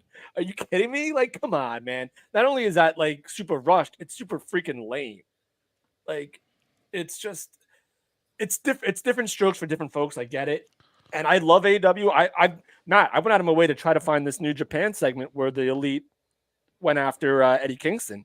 Like, I'm invested in the Elite versus Team AEW story. I'm in. Oh, well, we'll see how that goes. Oh, no. Eddie Kingston got legit hurt at the end of that match against Gabe Kidd. Good Lord. So, did he slip on a cheeseburger wrapper? No, he did not. Did he lose his New Japan Strong title? He did. He did. Did he really? He lost it to Gabe Kidd. Wah. When he the last move of the match where he got suplexed, he hit his leg on the railing. Bench? Yeah, leg on bench. And so he couldn't get up. Like when the Bucks attacked him, he was like legit hurt. So now we don't know. Now, like what look, it's if AEW didn't have bad luck, they'd have no luck at all, right? They had to do this big fucking thing at the end of Dynamite. They're gonna bring Kenny goes from his bed. You guys want to run roughshod over AEW? Well, we're gonna do Anarchy Rules or whatever the fuck it's called. Football field fuckery. And we got FTR, and I got two more guys, and it's this big build up to the end of the show. And here comes Eddie Kingston and Bryan Danielson. And then on Collision, Bryan Danielson, the guy with Moxley and everybody. Yes. Whatever. Keep going. But listen, Tokas, because then on Collision, Danielson and Claudio have a tag match where they beat Top Flight. Danielson gets on the mic. I want to fight for AEW. Claudio leaves during the promo, so there's dissension in BCC. He doesn't like the fact that Danielson's going to team with Kingston because he doesn't trust him. So we're weaving some stories in here, and then Kingston gets hurt, and now we don't know his status. 2 weeks away from Double or Nothing. Is this all a big setup for MJF coming back to Team AEW? Oh God, I hope not. But no, I don't think so because he doesn't really have any crosses to bear with the Bucks. If he has crosses to bear with Adam Cole, which is apparently the United Kingdom is like the third most important stable on the fucking show now. Right, but if he comes back, after all the bidding war of 2024, he takes his time away and comes back for Team AEW to secure the Team AEW victory. No, I don't, dude. It's so weird. Like you can only armchair book based on what you've seen. And what I've seen, I have no idea how you put MJF back on TV and where you put him. Like against you, to me, he's got to be back in the title picture right away. You would think. I feel like I feel like the only logical thing is him and Adam Cole. Where's Adam Cole at? He's still fucking hurt. He dead. He's still fucking hurt. So yeah, there's that. Matt, let me ask you this real quick. Do you think Roderick Strong, if Adam Cole does come back? Oh, first of all right. I'm gonna put a pin in this question with you, Matt. Has Roderick Strong kind of overtaken Adam Cole as a personality? I guess. And do you think if Adam Cole does come back, do you think he has enough juice to take the star power away from Roderick Strong? Yes. Okay. Yeah, and 100%. Unrelated question, because on Collision we had Kyle O'Reilly versus Edge. Right. I thought Edge had two great matches this week too. Agreed. And I don't know if you listened to his podcast with Chris Van. Tony, how'd you pronounce his last name? Valit. Valit. He mentioned that he wants to get as many matches in with as many people as he can before he retires. In like a year Did they ever blow off the Oh yeah. There you go. The Kyle O'Reilly Undisputed Kingdom thing. Did they ever like give that a finish, or did they just beat him up and he was gone? Like, and now Roddy beat Kyle at Dynasty, and that was really it. That was it, right? It got no more personal or heated than that. It was just a match, and that was it. That was it. All right. That was it. Onward. One more thing about AEW. Oh joy, bro! I know that Mercedes Moné can wrestle. Worth every penny. Her fucking promos, dude. I can't. Who's worse? Her? Was she Deben? She's awful, dude. The way she talks during her promos, it's so fucking phony. Money. It's awful. And I hate that Willow now, because now everyone's calling her Money. Mercedes Moné. I thought her name was Monet. Now everyone's money. She's not money. She's dog shit. Until she gets in the fucking ring. Like, this is right now, when you look at the list of signings in AEW, this is top one, the worst right now. We bring her out in February, but she's not cleared, or March, or whenever the fuck she debuted. And every single week she's on TV, it sucks. She sucks. Her promos suck. Everything she does sucks. Oh, yeah? She sucks. And again, fucking get rid of the fucking... Stop with the rankings. Stop it, Tony Khan. Bad dog. Just take the fucking... Don't even put up the records. Get rid of them. Throw them in the fucking garbage. They mean nothing. You make a big deal. Just get rid of them. Stop it. We gotta make. I can't. They're like, this is the main event tonight, and then halfway through the main event, we're like, we're still gonna hear from Mercedes Moné and the Elite, and I'm like, oh, I thought the main event was the end of the show. I don't give a shit what Mercedes Moné has to say. Nope. Oh wait, she threw out the first. She threw out the first pitch at the Red Sox game. They introduced her as fucking Sasha Banks. Then they had to. then the next time they mentioned her, it was Mercedes Moné. She actually threw a decent pitch, but like, just like, I don't know, man. You debuted her for what? Like, to give her that moment in Boston, like, it's one of those things. Like, you listen to like all these old wrestlers that do podcasts. Like, Vince McMahon's a creep, right? But like, he wouldn't let the Hardy Boys win in North Carolina, right? Like, win the tag titles there, like, because he just didn't want to give them that moment, and like, it worked out because the Hardy Boys have had this illustrious career and they've won multiple titles and all. Like, she didn't need to debut in Boston for what? So she could have her fucking homecoming? Who gives a shit? I've been saying that for so long. This whole idea that you got to put fucking titles on somebody when they got to win in their hometown. Fucking why? If it doesn't make sense, don't do it just because they were born there. We got to do something. No, you don't. If it doesn't make sense, you don't fucking do it. And guess what? All those fucking people in Boston hate fucking black people anyway, so who gives a shit? Oh, back here. They do. No. Don't act like Boston. Don't act like Boston's not some fucking racist fucking city, people. Yeah, I'm like mad on this. They're notoriously racist. Like, don't. Like, they could have fucking debuted her last week, and she still could have had the title shot. Like, 2 months of her shitty promos and her, like, awkwardly coming down to the ring and... Oh, yeah? Now, is she getting a title shot because she hasn't lost a match yet? Is that I don't know. She just came in and she wants the title shot, and they're giving her fucking $3 million a year or whatever fucking absurd number they're giving her. So she gets the title shot. This poor fucking Willow's been busting her ass for a fucking year, having fucking great matches, and now she's going to fucking job to this fucking jerk off at fucking Double or Nothing. Not really too worried about Willow. Never been a huge fan. That's fucking Mercedes. She was busting somebody else's ass in that with the power bomb off the stage there. The Manitoba fucking massacre. Right. And like, look, man, fucking space it out. We had a fucking no DQ match on Dynamite. We had the Manitoba massacre a week before. Another no DQ. Like, fucking figure it out, AEW. I'm gonna sound like Handsome Kevin. Rules need to matter. It doesn't have to be every fucking week. My man. Seriously, we don't have to have a no DQ match every week. No, we need 4 of them. And fucking, what, Collision's 3 hours again this week? Sounds like a fucking Shining Wizards episode.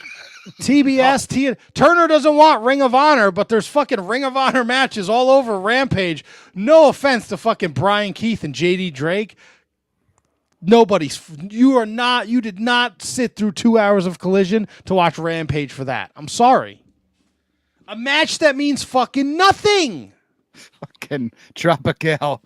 As if we heard Nash's take on Monet's gear, said he looks like he made it. Fucking aggravates the fuck out of me. I want to go back to a point that you made 20 minutes ago, where we all want wrestling to be great and we want everybody to have opportunities to work wherever and whatever and make their money. Not everybody that is in the wrestling business, not everybody coming into the wrestling business deserves to be in the wrestling business. I don't care how good your show is, how great your stories are. There's an awful lot of people in wrestling right now that should not be in wrestling. Let them stay. Let them stay on the indies. Let them ply their trade. Let them have a great time. Don't put that shit on my television. Just don't. Just don't. I don't care. Like watching Trent and fucking and Pockets. Those motherfuckers should have never breathed on national television on a weekly basis. Sorry. Sorry. You're wrong there. Sorry. What is it what makes you feel that, like, what is it? Is it the modern era of wrestling? No, I think what happened with AEW was they needed bodies. They just grabbed anybody that got any kind of cheer on the independents, and a lot of them wound up getting contracts for 4, 5, 6 years. And quite frankly, they were not ready to be on national television. And if you train them properly, maybe some of them should have been, maybe some of them could have been. But by and large, there's an awful lot of people that don't deserve to be on a television program on a weekly basis. There's just not. I mean, I'm not going to argue with your philosophy, but I think the names that you just threw out were wrong. No. Orange Cassidy really deserves a fucking national TV spot every week. Yeah. Yes. Maybe not in the position that it's in, but I could see Orange Cassidy finding a role. If he wasn't in AEW, he'd be locked up by WWE in a heartbeat.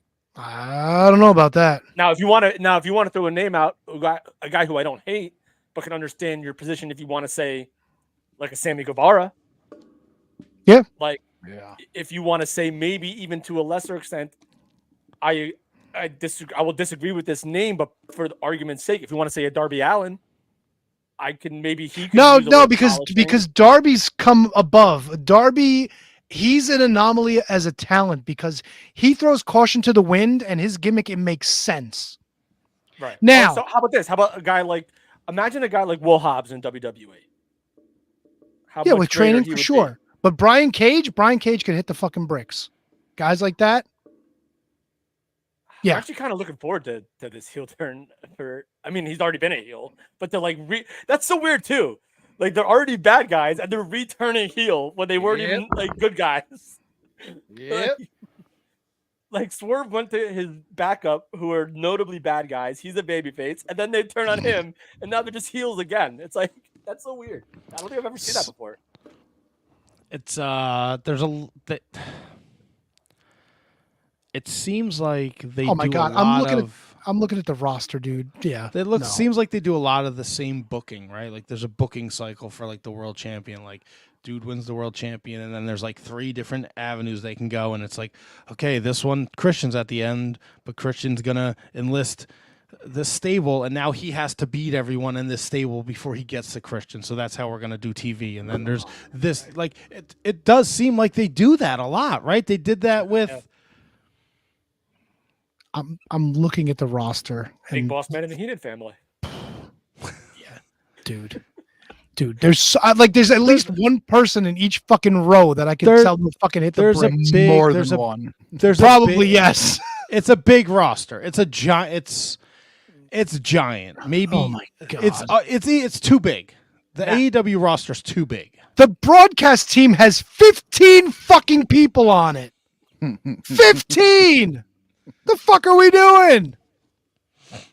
Oh, there she is, Aubrey Edwards. My favorite. I agree with Matthew Birch. Orange Cassidy has consistently been one of the best wrestlers in AEW over the past 2 years. I get that you don't fully like his style of wrestling, but you can't say he doesn't deserve a spot on AEW TV. Oh, I can, and I have, and I will continue to say so.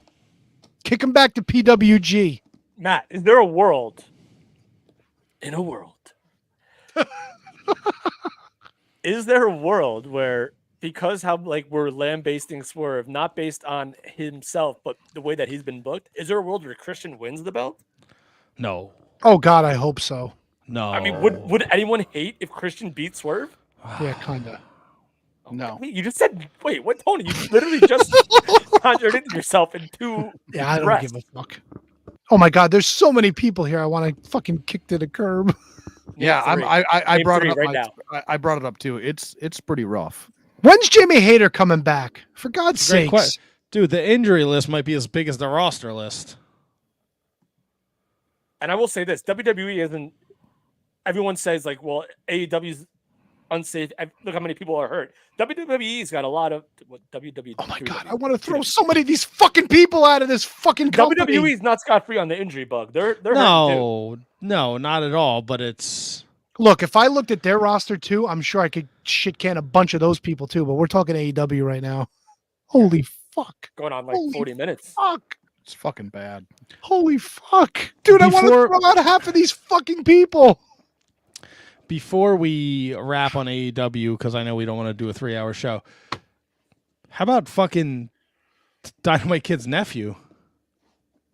Did he get hurt? No. That pissed me off. What happened? Matt, write that name in the back of your book because I'm sure we'll be sending him some Cheez-Its. Oh, wait. Tom Billington's going to jail? No, Tom Billington's dead, stupid. No, but I thought this kid was Tom Billington Jr. So Yeah, Tony, it was his a joke nephew. based on his lineage of Tom of the actual Tom Billington, and it was a joke that didn't go over well with Tony. All right, Sorry. Tom Billington's nephew. His name Tom Billington. Yes, and he wrestled on Dynamite. The Collision, he wrestled Dax. Why didn't he wrestle on Dynamite? He's the Dynamite Kid. I don't fucking know. Oh, that's genius. I thought it Tony. was. Holy I shit. thought. Now look, I liked the match, and I thought the kid did good. I don't. The kid. I don't think he should be called the Dynamite Kid. Why? Why? Because it's Gives a fuck. Matt, they're gonna put the belt on him next Wednesday at Dynamite. Of course they are. it's. I understand it's in his family's lineage, but man, the Dynamite Kid was not a great dude. And like, Do you think of that though when you saw the name Dynamite Kid? Is that like where your mind went? Because it didn't for me, and that's it always goes there. It always goes to a shotgun in his wife's mouth. yeah. No, it now it is. It does. No, seriously, for me it does. That's the only thing I think of.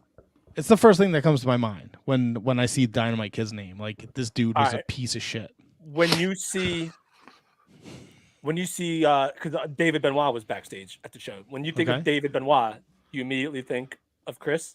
No.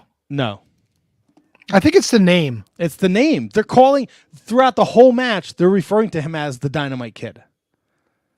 It's so weird. There's no like Tom Billington Jr., the nephew of Tom Billington. It's Dynamite Kid with a drop kick, Dynamite Kid off the top rope, Dynamite Kid, Dynamite Kid, Dynamite Kid. Was he in MLW? Did he ever wrestle in MLW? Yes, I think he did.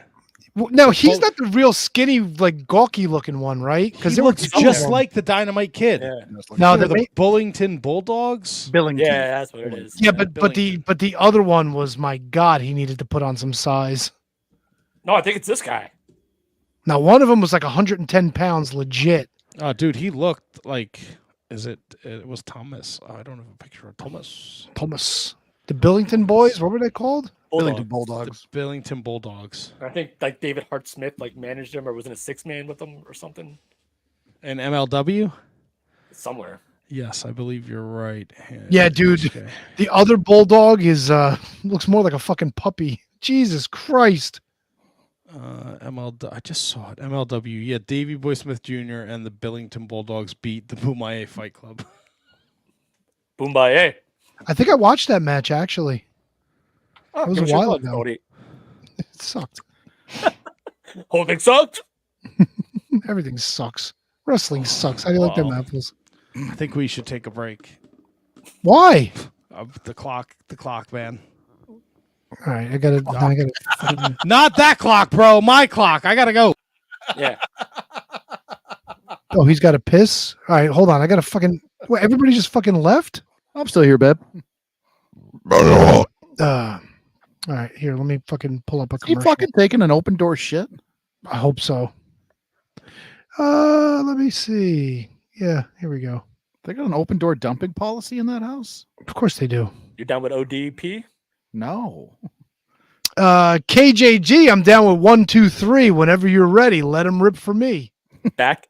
See, back after this doesn't rhyme. Back after this. We'd like to thank each and every one of you for tuning in every Monday night to listen to The Shining Wizards. If you'd like to continue to support us outside of listening, we've got a few ways for you to do that. If you shop at Amazon, go over to amazon.shiningwizards.com, do your shopping as usual, and when you make your purchase, a little bit of that purchase price will go back to support the show. If you like to wear t-shirts, merch.shiningwizards.com will take you to our Pro Wrestling Tees store, where we've got over a dozen great designs from over 11 years of professional wrestling podcasting. You can become a Patreon supporter at patreon.com/wizardspodcast, and the more you support us, the more things that you're entitled to receive, and believe me, they are fantastic. Continue to listen to us wherever you listen to us on the World Wide Web, and make sure you like, rate, review, subscribe, do all that good stuff. Helps us out, and we can continue to bring you the love fest that is The Shining Wizards.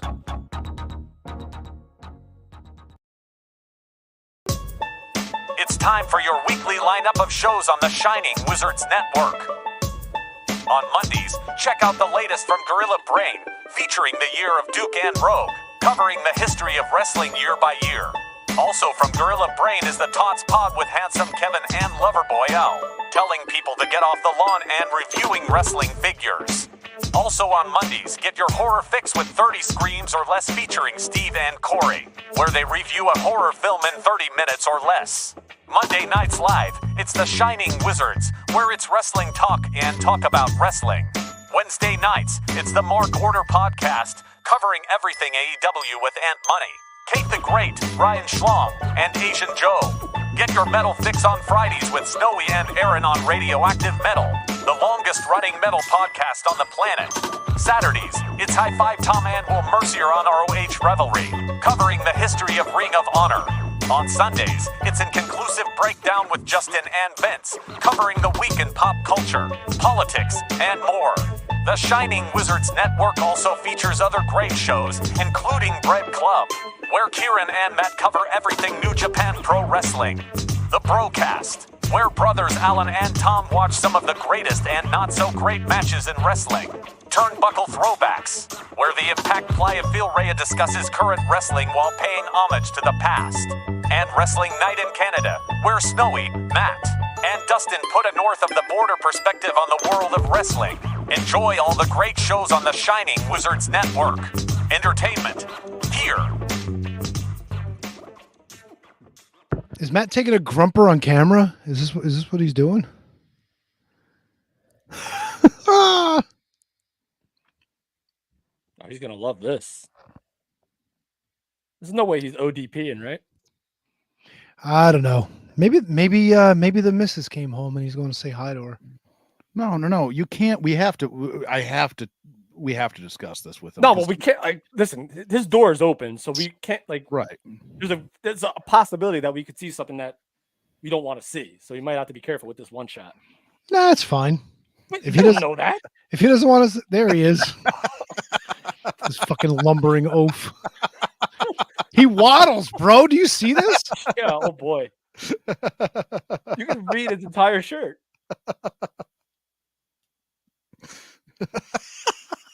What's up, dude? No, what's up? No, so I got a very important question. Oh yeah. You just take an open door dump? Yeah, why? What the fuck, man? No, he didn't. There's nobody home. You're taking an open door There's dump. 142 people home. I didn't. I fucking left the fucking chat. An open door dump. Yeah, all the time. What do you all the time? Yeah, why? Ew. What the fuck? What do you mean? What the fuck? What the fuck?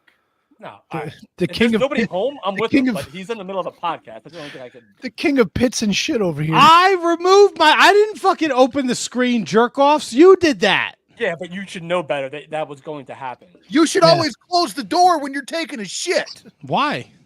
What do you mean, why? Do you think mommy wants us to hear that or smell Mommy is down. I'm upstairs. She doesn't use the bathroom upstairs. She got to think there's another fucking earthquake in fucking Morristown. No, the only people that use the bathroom upstairs are me and my wife, and my wife's not home. I'm with Matt. Other than the So why am podcast. I closing the door? No, you always close the door. All right, let me ask you this. Is the wife walking in on you while you're grumping? She's not home. Okay, so do you leave the door open when she's home? No. Why would I do that? She doesn't Well, need why- to see but me like, shit. so no respect for us. Like, visitors in your home on a Monday night, 140. No, Tony, I'm going to cut you off. We are visitors. You're an intruder in his home because he did remove himself. I left. I had to go. Did you run a commercial break? Maybe. Better than Oh, here we go. See? there was a possibility. See, Matthew Birch knows. Here we go.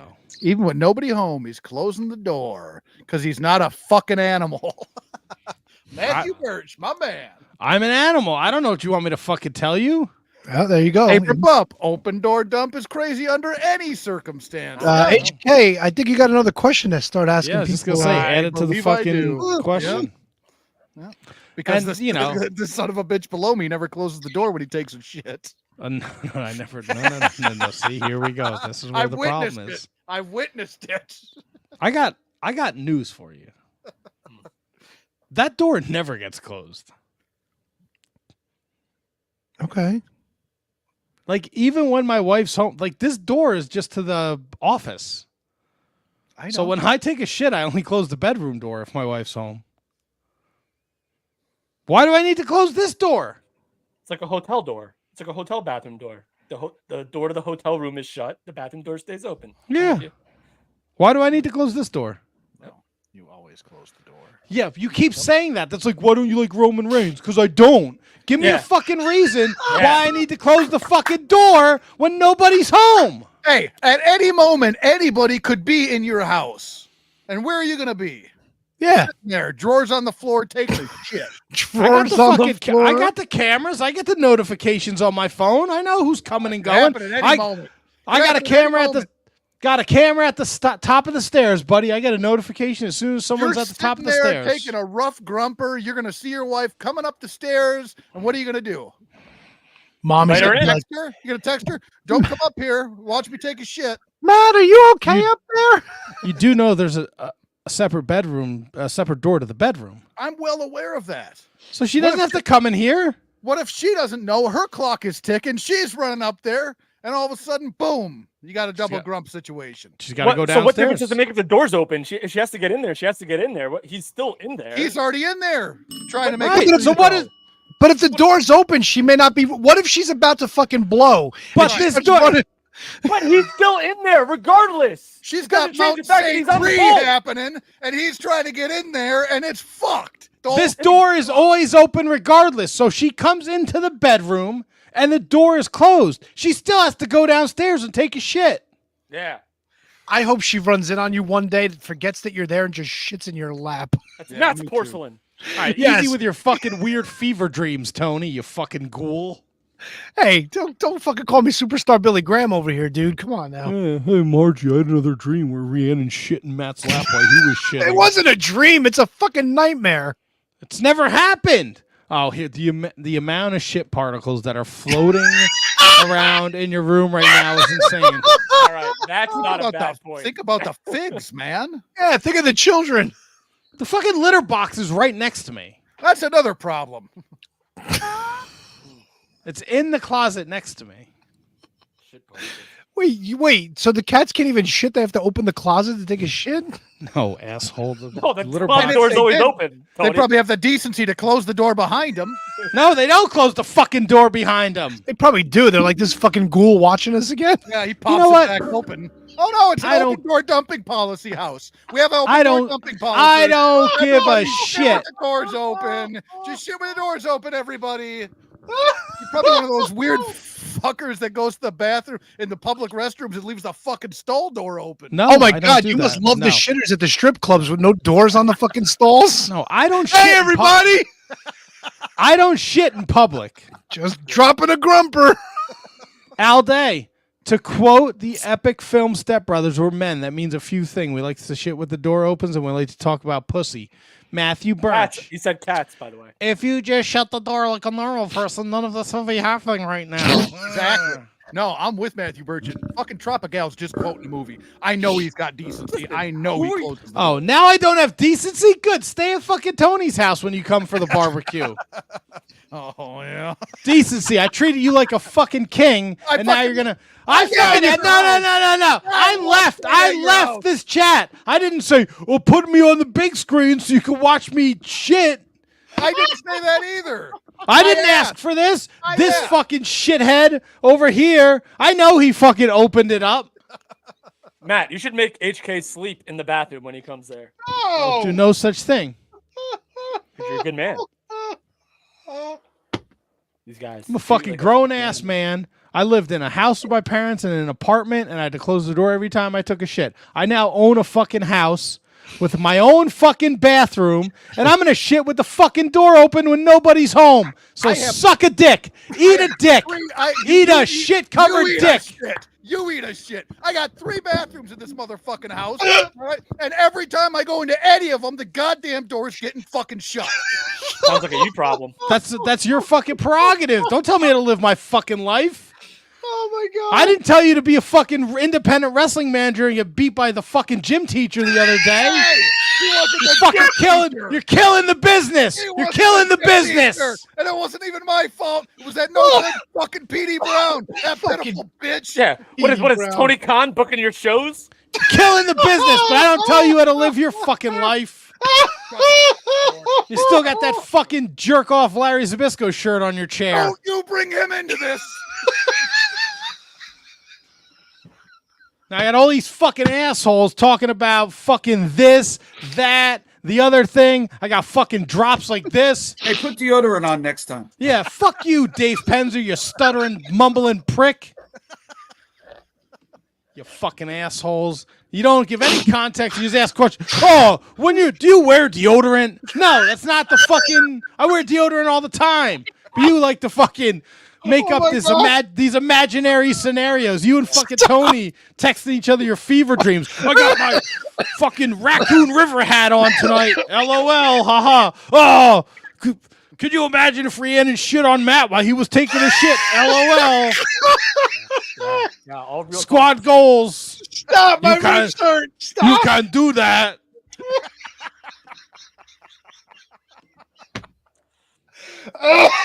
Tell me when he's lying. You can't do this to me, dude. Oh my god. Handsome Kevin. My handsome Kevin. Hey, you already know, KJG. That was a good one. My ribs hurt so much. Good. Oh my god. Good. What are we talking about? What are we doing? I was trying not to shit my pants on the show. That's what we're talking about. Now, Somebody. if you would have said, I didn't have time to close the door, understood. Well, then I would be a fucking liar. I would be a liar, and I don't fucking lie to you people. And this wouldn't be even a point of conversation if Donkmaster up here didn't feel the need every single time Matt steps away to put it up on the fucking main screen. Now we're kind of obligated to. No, you're not. I didn't ask for this. People are interested. Next time I'll just bring it in there with me. Now you're making sense. Yeah. No, I'm not taking a shit on the fucking camera. Well, bring them. We'll be sending Cheez-Its to Matt Zumhoff in 20 years. Can you get a wireless mic? I'm sure. Fucking. Oh my god! Could you imagine Matt grunting on the? That wasn't a grunter, buddy. That was a fucking release the hounds. Oh, yeah. Sound like someone was dumping out a day-old beer in the fucking toilet bowl. Sounds like I don't know what I fucking ate yesterday, but my stomach is not happy with me, buddy. You had a fucking fire drill in your stomach. Everything out. That's it. Get the fuck out. Women and children first. I'm like, what are we going to talk about next? I really want to talk about Mercedes Moné. Oh, no. No, we need to end this conversation now. Yes. 100%. Fucking assholes.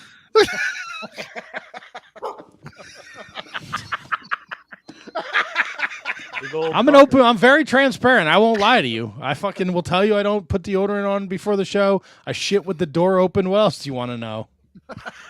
No, kitty, open that closet door. Guess what? I did wash my hands after I took a shit. Well, I mean, Handjob Kyle says we'll boost our numbers in Germany of a little double T poo cam. There we go. We're giving up on the U.S. We're taking over Spain and Germany. Fuck yeah, dude. Well, we already got Austria in our pocket, so Germany's probably the next move. Yeah. That's right. Briante. Live show. Guten Tag. Briante. Moppos Briante. Oh, great. Well, we can get Manhattan. We can get Brundon back on with his hood. That'll really boost the numbers in Germany. Back here if you need me. Holy shit. All right, we got about 15 minutes No, left. no, we're not doing it. No, you don't get to go, oh, we have 15 minutes. I didn't tell you to bring up the fucking the video of just an open bathroom door that led to a 10-minute argument. So you owe me 10 minutes, fucking low balls club, whatever your fucking stupid T-shirt says. Low Fucking 50 balls. years old. You're fucking shopping at Spencer's. You jerk off. It was a gift. Yeah, well, you should fucking get a gift receipt. Fucking T-shirt for your birthday. What awful person did that for you? Are we still talking about AEW? No, I think we've moved on. Thank God.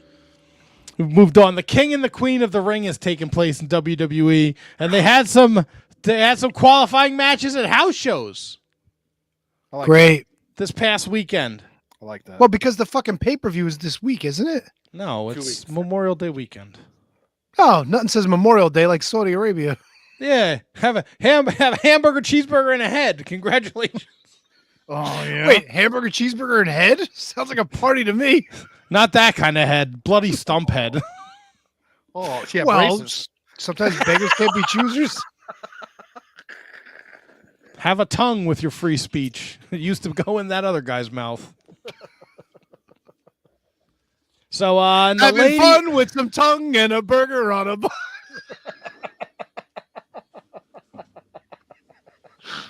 It's the Flintstones, folks.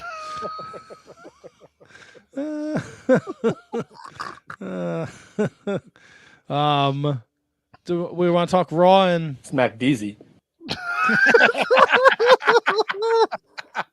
Fucking smack Deezy. What up? The fuck? Did you revert like 24-year-old KJG? Evidently. Let's watch a little smack Deezy. Do you want to talk? Do you want to talk about Lyra Valkyrie? Me wanda punani. Easy. Easy. Okay. What the fuck was that? What was That was money.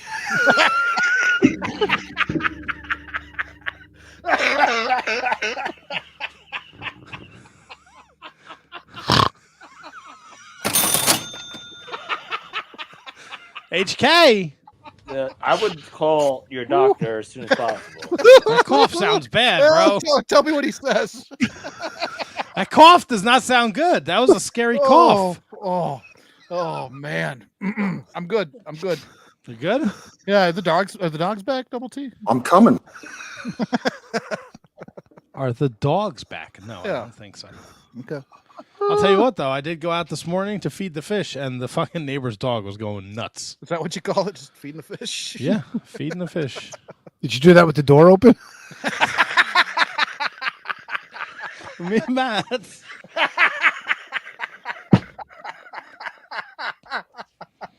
So,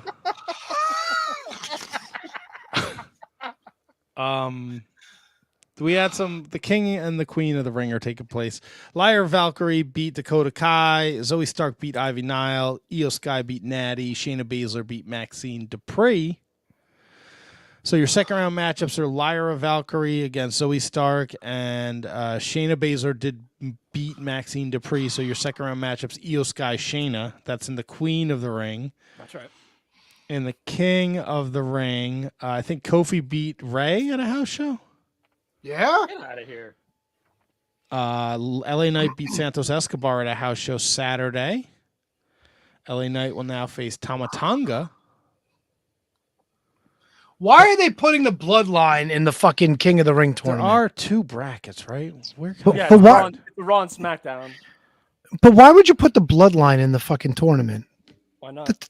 Because it doesn't make any sense. Like, these guys should be monsters. They shouldn't be losing matches like this. Tama Tonga didn't lose. Yeah, but is Tama Tonga going to be the King of the Ring? Should be. Maybe. But if All right, he loses, here we then go. it's done right. I found the full brackets, thankfully. So your first round matches took place last week and over the weekend. Gunther beat Sheamus on Raw in a 21-minute match, which was fucking awesome. Amazing. And I love that he won with the sharpshooter, and the story they told with Ludwig Kaiser being a little shit outside the ring. Kofi did beat Mysterio. Dragunov beat Ricochet on Raw. Jay of the Uso beat Finn Balor. Over on Smack Beezy. There you go. Oh. AJ Styles, Randy Orton beat AJ Styles. Carmelo Hayes beat Baron Corbin. LA Knight beat Santos Escobar. And Tama Tonga beat Angelo Dawkins. So your second round matchups, the qualifying matchups for Raw tonight and SmackDown Friday, are Gunther, Kofi Kingston, Dragunov, Jey Uso, Orton, Carmelo Hayes, and LA Knight, Tama Tonga. Now, are the final 4 people going to be in Saudi Arabia? Like they're doing the 2 semis and then the final? No. The semifinals will be next week on Raw and SmackDown. Then the final matches will be at the pay-per-view. So they're gonna wind up tournaments, Tony. So you gotta keep that in mind. Yeah, but they're gonna wind up giving away Dragunov and Gunther on Raw then? Like, is that what they're aiming to? Next Monday, probably, yeah. Yeah. That's kind of a shitty move, no? I mean, it's you can't avoid it because they're in the same bracket. They're on the same side. When last week when I said could we have a Gunther Dragunov final, obviously the answer to that is no. So give that to them in the semifinal, and then maybe run it back at some point. Because if WWE is good at anything, it's making people care about stuff again after the first match is over. So if they do end up running back Dragunov and Gunther, they'll make it way more valuable than this is, even though this has value. If Dragunov wins. Yeah, and look, man, like I feel like we're in a different era of Monday Night Raw where it's less campy and more wrestling based, right? So like Sheamus Gunther last week was awesome. Now you're gonna give us probably, what do you think? Dragunov Jey Uso is towards the top of the card tonight. What's the other matches you said? It's someone just said Kofi and Gunther is happening right now. Okay, so then if it's not a promo based ending, that's definitely gonna be the last match. They put Kofi Gunther to swim over to 9 o'clock, I guess. That makes sense. Unless there's a Queen of the rematch that could outdraw that as the main. She's your queen. And then on SmackDown, free from infection, to use at your discretion. And then over on SmackDown, she'll take your hot beef injection. I may have ad-libbed a little bit there. Fuck you too. What does stupid fuck mean? Scott George said it's the main event tonight. Jay versus Dragunov. And then over on SmackDown, you're going to get Randy Orton, Carmelo Hayes, and LA Knight, Tama Tonga. So they're going Randy and LA Knight. What if you do? What if you schmaz LA Knight, Tama Tonga? LA Knight's in this kind of thing with Santos Escobar now. So if they get involved, get in the bed with the old bloodline, then you have Tama Tonga beat LA Knight, and you have Tama Randy 1-on-1. And then obviously Randy probably wins and goes on to face Gunther, and then Gunther gets another big win over Randy under his belt. Or to Tony's point, you don't want Tama Tonga to take a loss. You know, you go double smaz with LA Knight, and then Orton gets to bye all the way to the finals. Or Tama Tonga they had the chance loses. to do a lot of buys, and they didn't with injuries. They just had replacements. Or Tama Tonga loses by DQ, so he doesn't take a pinfall loss. Then you get LA Knight, Randy Orton next week on SmackDown. Well, if that's the case, I really think you put LA Knight. I think LA Knight beats Randy Orton because you don't.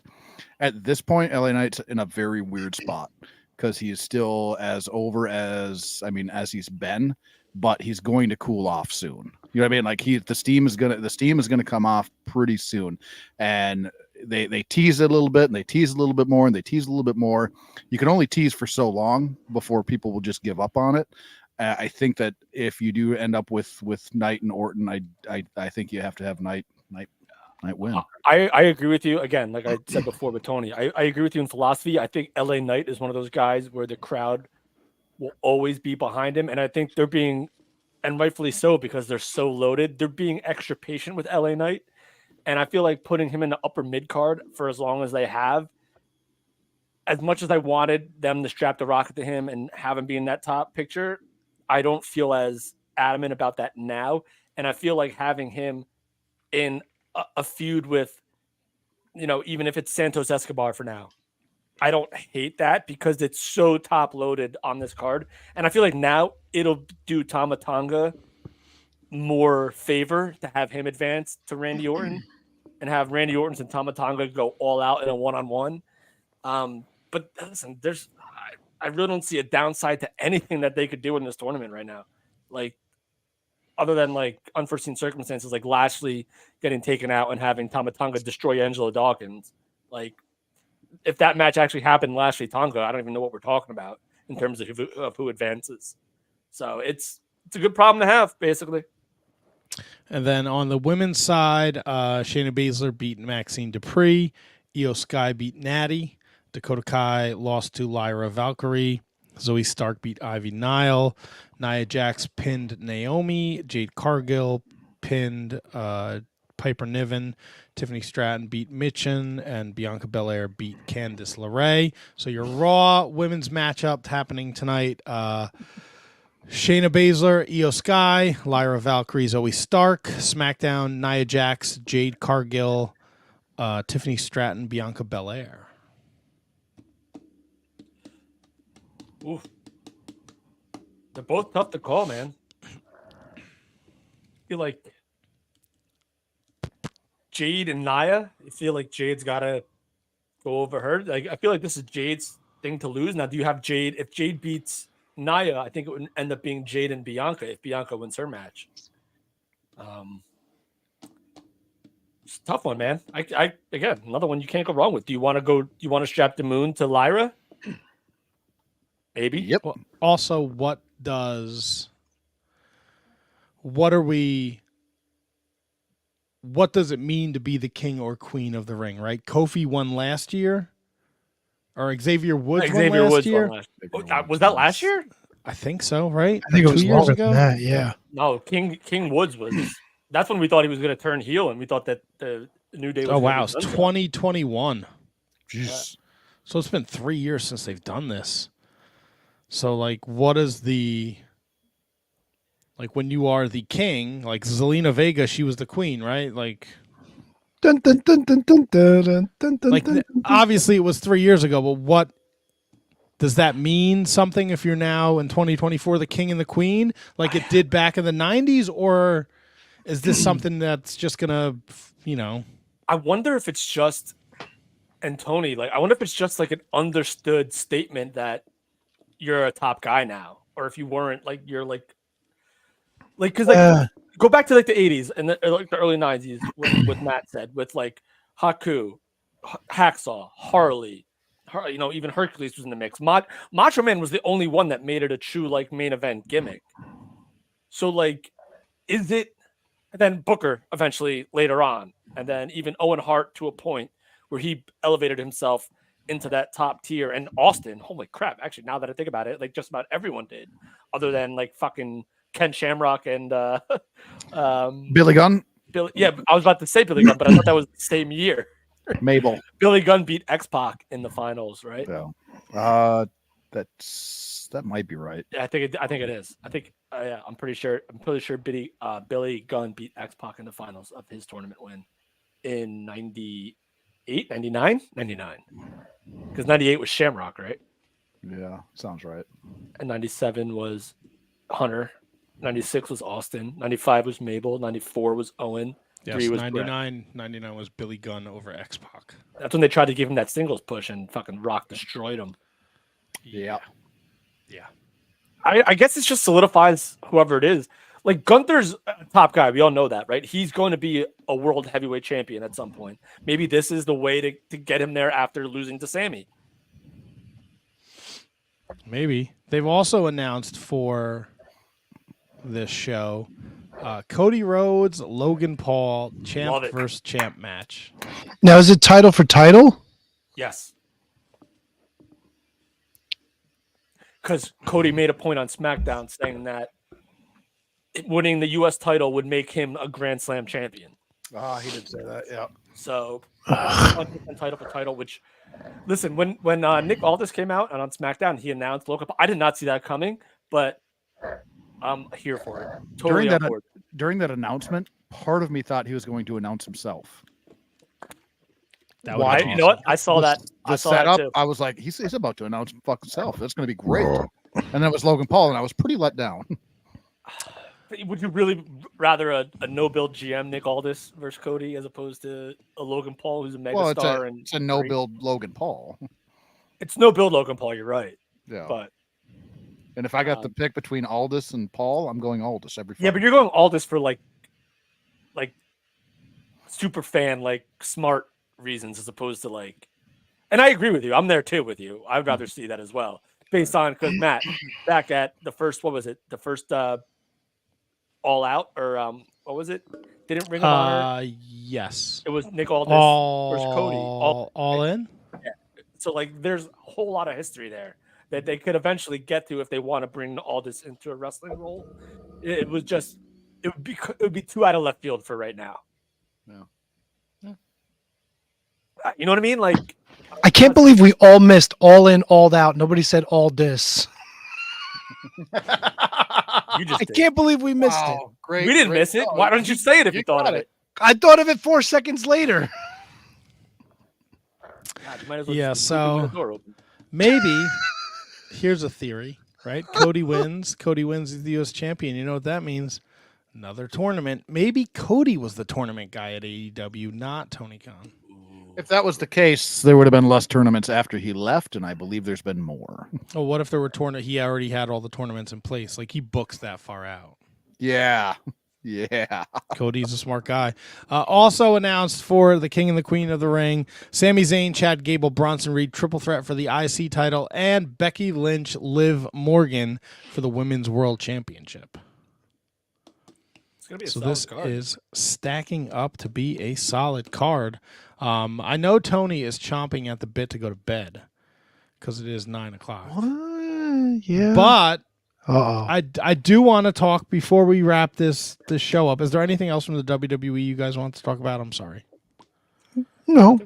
Is there anything? Well, I would just want to double check Brendan's notes to see if we missed anything. Brendan does a great job with the notes. We appreciate the job that he does. Yeah, I appreciate him so much. We throw it in the fire. I used to throw it in the fire. Now I have it right here. Look, it's open with Google Docs. I'm looking at it Brendan, now. I still spread your notes. Yeah, but you It's print up it's not the only thing Matt's leaving open. You print them up at work. I can't keep using the printer paper because when my wife needs to print something important and there's no printer paper or printer, there's no ink in the printer and there's a fucking pile this big downstairs by the fireplace of notes. What am I supposed to do with the notes after I print them up? Listen, you're paying it forward. You're basically like. Are you printing them? Are you printing them double-sided? No, I'm not printing them anymore. I haven't been printing them for months now. If you were printing them double-sided, you just flip the side and then you go that way. I wasn't. Yeah. But there should be a setting on your printer to enable printer double siding. Yeah. I'm not printing the notes anymore, guys. Okay. All right, I stopped printing the notes and I started shitting with the door open. We were trying to retroactively solve your problem. That's right. There's no problem anymore. Right. Retroactively. Right. Yeah. Well, when you guys build the fucking time machine, let me know. 1.21 gigawatts. And I'll work on. I thought that was a closing- drop. So did I. The drop game is strong. Yeah, good stuff. Yeah. I know. The door was open. I was going to go there, but I was like, nope. Tony will get that one for me. Here we go. Scott George, so old. I went to the first King of the Ring in Foxborough when Hacksaw Jim Duggan won it, beating Don Morocco. That's fucking awesome, Scott. Wow, you should get a low hanging balls shirt like Tony has. Matthew Birch says, could we see maybe get, yeah, you shit with the door open too, and your English sucks. Could we see maybe get, I'm not, this doesn't make any sense, right? He flipped the words is all he did. Could we see maybe get a bloodline run enduring Cody versus Logan that leads to a no contest, and we eventually get Cody and Logan Paul versus the Bloodline tag team match at a future pay-per-view? Nah, Logan's too good as a heel right now. Yeah, I like where his head's at, but no. Scott George in 1988. Thanks, fucking. Yeah, we didn't fucking calendar Carl. Appreciate it. Calendar Carl. Did you guys catch the final installment of Dark Side of the Ring? Yes. Yep. Fuck you, Vince, and fuck you, Linda. Dude, it was awesome. Dude, listen, they all were trying to fuck each other. I mean, Ole Anderson fucked over Jim Barnett. Jim Barnett got the fucking the Briscoes to fuck him over. Vince fucked them all over in the end. It was just one big fuck over after another. Yo, I didn't realize Ole Anderson was gangster, like taking out hits on the Briscoes.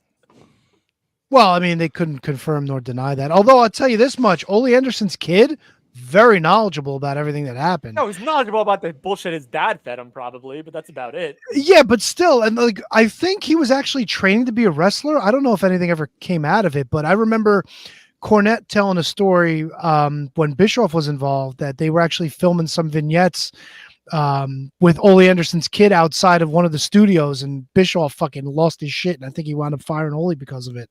Some nonsense like that. I'll tell you who came across as like a guy. Obviously, this is like a no-brainer kind of sentence here, but like, you know who I believe the most out of everyone? Jim Cornette. Like, yeah, I took his word in this whole situation as complete gospel, and anything everyone else said, whether it be Gerald Briscoe, whether it be Ole Anderson's kid, or whether it be Bob Roop, like it was Jim Cornette's word that I like listened to and actually believed. Yeah, because Cornette has no skin in this game, you know. And he was there. He lived through all this shit. See, I thought you were going to say Briscoe. I really thought you were going to say Briscoe because I didn't think Briscoe came across as anybody that had any type of axe to grind or anything like that. Well, he came across very genuine. I would agree with you on that, and except for the fact that he ended up working for Vince McMahon for 50 years. Yeah. So like that's like the only like cause for concern I have with the legitimacy of his stories. I'm not saying he's lying. He probably is telling the truth. But that would be like like Tony said, Jim Cornette has absolutely no skin in the game, where Joe Briscoe was a top guy backstage for WWE for a million years. Mm-hmm. So, yeah, but why? But that shouldn't have any effect on what happened. No, I agree with that. But I'm just saying, like, if I had to take one person's word for it, I would take Jim Cornette's independent observations of what happened then, as opposed to Joe Briscoe's, who lived it and may have had an axe to grind with the guy that may or may not have taken a hit out on his life. Did you know around this Briscoe time sold his shares, so he profited. He didn't care. Yeah, but it goes. It's Ole's vindictiveness towards the Briscoes is what I'm saying. And it goes back to like, did they really give Ole Anderson a chance to purchase the shares, or did they pull an end around and not? They said that Ole breached when he didn't pay them. I mean, it's fucking wrestling. You know, sometimes you don't get paid, and sometimes you get made up for. You know what I'm saying? But I will say this though, Tony. Fast forward a million years later, when Ole Anderson passed away, they did have like a graphic for him. So like, I'm kind of thinking like, what was this like beef? Like all about, like, would they have done that, like, knowing what they know about? Vince wasn't there when Ole died. Ole died like a month ago. Well, that agreed. Oh no, not agreed. That's what happened.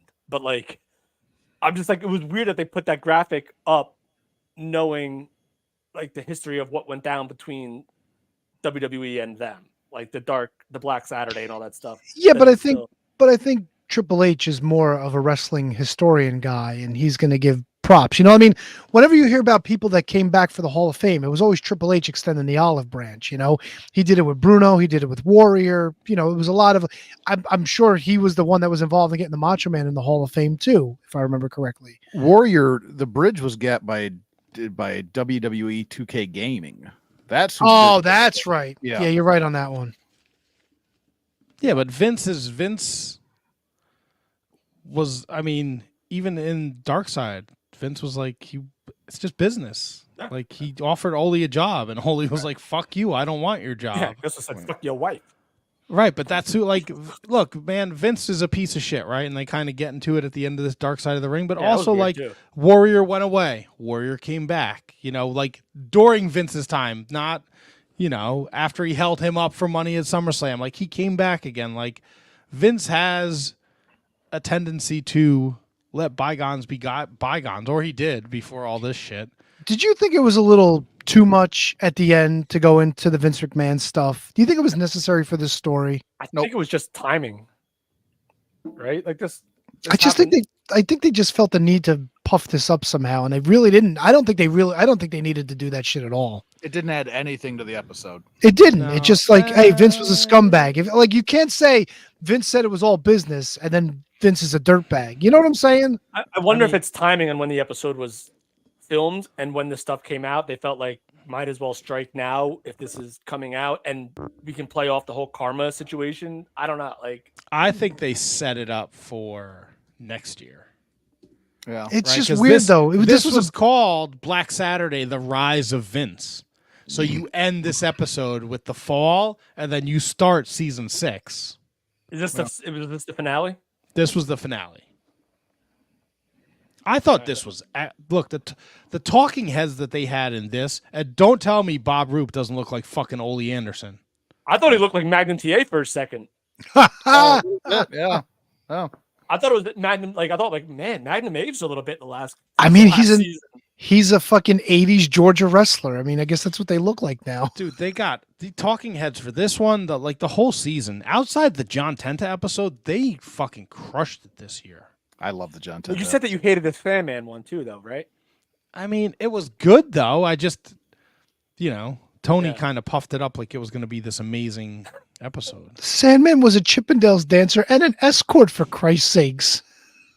Speaking of Sandman, he made a cameo on Impact with the kendo stick beating up. No, that was Ryan Nemeth. I'm sorry. Was he hitting Yes. zombies? Yeah, I was gonna say, zombies present.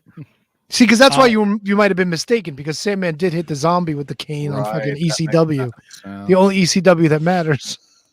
And Tony, you were right. Anderson was fired by from WCW by Bischoff in '94 after meeting Jim Cornette, who was on bad terms with Bischoff, in the parking lot of the power plant to cut promos for his son Brian's upcoming debut in SMW. Yep. It was all Smoky Mountain. Getting this kid a job, got Ole Henderson fired. And I don't think Ole didn't give a shit at that point anyway. He's like, this fucker's going to fire me eventually. Yeah, look, man, I thought we knew everything we knew about Black Saturday, but man, this was great. It was a good one. Vindictive Jim Barnett. He fucked everybody up. Come here, boy. But Ole did not that he had his own fucking driver, his own chef, fucking $3,000 phone bills. Well, it was like the people that used to work for the Jarretts. Like when the Jarretts fucking opened their mansion, invited all the boys. They're like, where the fuck is he getting this money? He ain't paying us shit. Well, that's why fucking Steve Austin hated Jeff Jarrett for so long. Well, fucking wasn't Jerry getting his money? Didn't he have a construction fucking company too? On the side? Yeah. Yeah, but they still weren't paying. They were, you know, giving him a fucking hot dog and a handshake. Well, did it have relish? Didn't Jeff say to Steve Austin, it's not going to get any bigger if you stare at it, when he was looking at his check or some shit like that? Yes. Love it. Love Double J. I love Tortilla throwing Double J. You know, I think my favorite line out of this last Dark Side was Nick Patrick. Oh, I know exactly what you're gonna say. You either love him or you. Yeah, you either love him or you. Or you hate well, him. you might like him or you hate him. Like, yeah, pretty much what every fucking buddy I've ever heard talk about Ole say the entire time. Yep. And if you ask Ole about anybody, they were the shits. Yep. Yeah, and I thought it was awesome. And now we got like a couple week hiatus before this Who Killed WCW thing. And poor Ric Flair at Paisanos yelling at the fucking people behind the bar. Not part of the W. Then he wonders why he's not part of the WCW story. He's probably a fucking headache to deal with. Probably. Oh, turns out he had a heart attack. A few of them in the past 2 years, and they're saying it probably did happen when he was having his last wrestling match. So, yep. I don't think we want to jump into it, Tony, but I don't know if you saw this, but Vince McMahon has responded to Janelle Grant's motion to strike comments. Yeah, he had cats with him and dogs and. No, like this is brand new. He filed it today. His legal team filed a new memorandum today. Plaintiff's motive to strike is meritless and the height of hypocrisy, having falsely accused defendant in a public forum despite an obligation to arbitrate. Yeah. In an inflammatory 67-page complaint that completely disregarded the mandate of Rule 8A2 of the Federal Rules of Civil Procedure. Yeah, they're fighting because they want arbitration. They don't want all this shit coming out in public. That's the big thing. Arbitration. Unlike Double T. Yeah, a couple things that were noted in this memorandum. That she is in love with him and he was the love of her life. This was her best friend. That she wanted to have sex with him and provided graphic detail. That she fantasized about being held down, enjoyed being in pain, and wanted rough sex. That she wanted defendant to watch her have sex with other people and know about her sex with others. That she wanted defendant to give her thousands of dollars for clothes, plastic surgery, and other gifts. That she wanted to have a future with defendant even after signing the agreement. And that she wanted defendant to keep living in the same building so she could continue seeing him even after signing the agreement. Yep. This is not going away, is it? No. Nope. No. Well, I mean, ultimately, the argument is if he breached the NDA, why should she have to abide by an arbitration clause? That's the crux of it. You would know more than me. You are the Well, that's what it's going to hinge on. Lawyer. Like, why would you be bound to a contract that the other party breaks? You know what I'm saying? Right, like the Briscoes and Oli. Yeah. A blood oath. Oh, what a fucking ghoul cutting his head up. Stupid. Oh my goodness gracious. Well, this has been a blast. This was great. We had so much fun. We're going to figure out this inmates pen pal thing. We're going to be sending Cheez-Its to everybody. We're going to come back next week with more AEW talk. HK is going to tell us about his time with Bob Barron and Shane Douglas. So tune in for that. And the Powers of Pain. Bob Barron. Bob Maron. Bob, which one is he? Bob Maron, Barbarian. Oh, Barbie. Did you read the Todd Gordon book? I started it. I didn't get that far. I don't think I got that far. When Todd Gordon picks up the phone call and no, I didn't get that far. I want to work for you. And he's like, He's like, I've been in WWF and WCW. What's your name? He's like, Bob Maron. He's like, Bob Maron? I never heard of you. He was saying Barbarian, but his accent is so thick. He came across as Bob Maron. I really need to get back to that book. Yeah, it's a great book, especially when the Sandman fucks Missy Hyatt in a graveyard. I'll be seeing her this weekend. There you go. Ask her how that went. Hey, ask her if she shits with the door open. Yeah, that'd be appropriate. And again, it's Missy. She probably doesn't give a fuck. We got a guest next week. Oh, the voice of GCW, MLJ, will be joining us.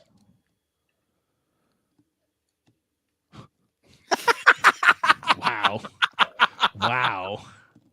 Fascinating. I was so tempted to say, I'm Emil Maz and I'm a pagan. You can say you're Emil Moss next week. Anal Moss? Yes. Omas? I'm thinking I might bring a guest next week too. Ooh. Whoa. I'm looking forward to that. Really? Yeah, maybe my guest needs to interview your guest. Guest on guest. Fuck yeah, dude. Well, I worry about the whole. Well, I worry about the whole kit and caboodle. Is Handjob Kyle joining us next week too? Yes. Fuck yeah, dude. Yes. Maybe I'll let Handjob Kyle be Tony. No, you dumb piece of shit. You piece of shit. You piece of shit. But there is no protein in boogers. Yeah, but there's some other fluids. Oh yeah.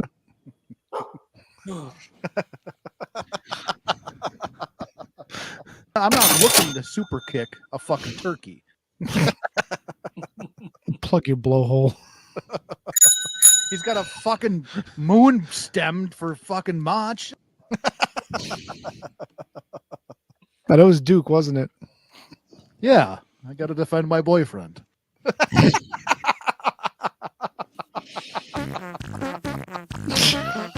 Okay, go fuck yourself. Rules are important. Of the Shining Wizards Network. Your executive producers are Manny Kretzo and Main Event Mike Peterson. Our producers are Danny Russoniello, Kate Hensler, Matt Garifo, High five, Tom! Ryan Schwab, Brendan Haney, Al Day, Kathy Hummer, William Mercier Jr., Michael Hammond, David Henry Bauer III, and Keith Parker. Gee For whiz. everything Shining Wizards, visit shiningwizards.com. And don't forget to listen to all the great shows of the Shining Wizards Network.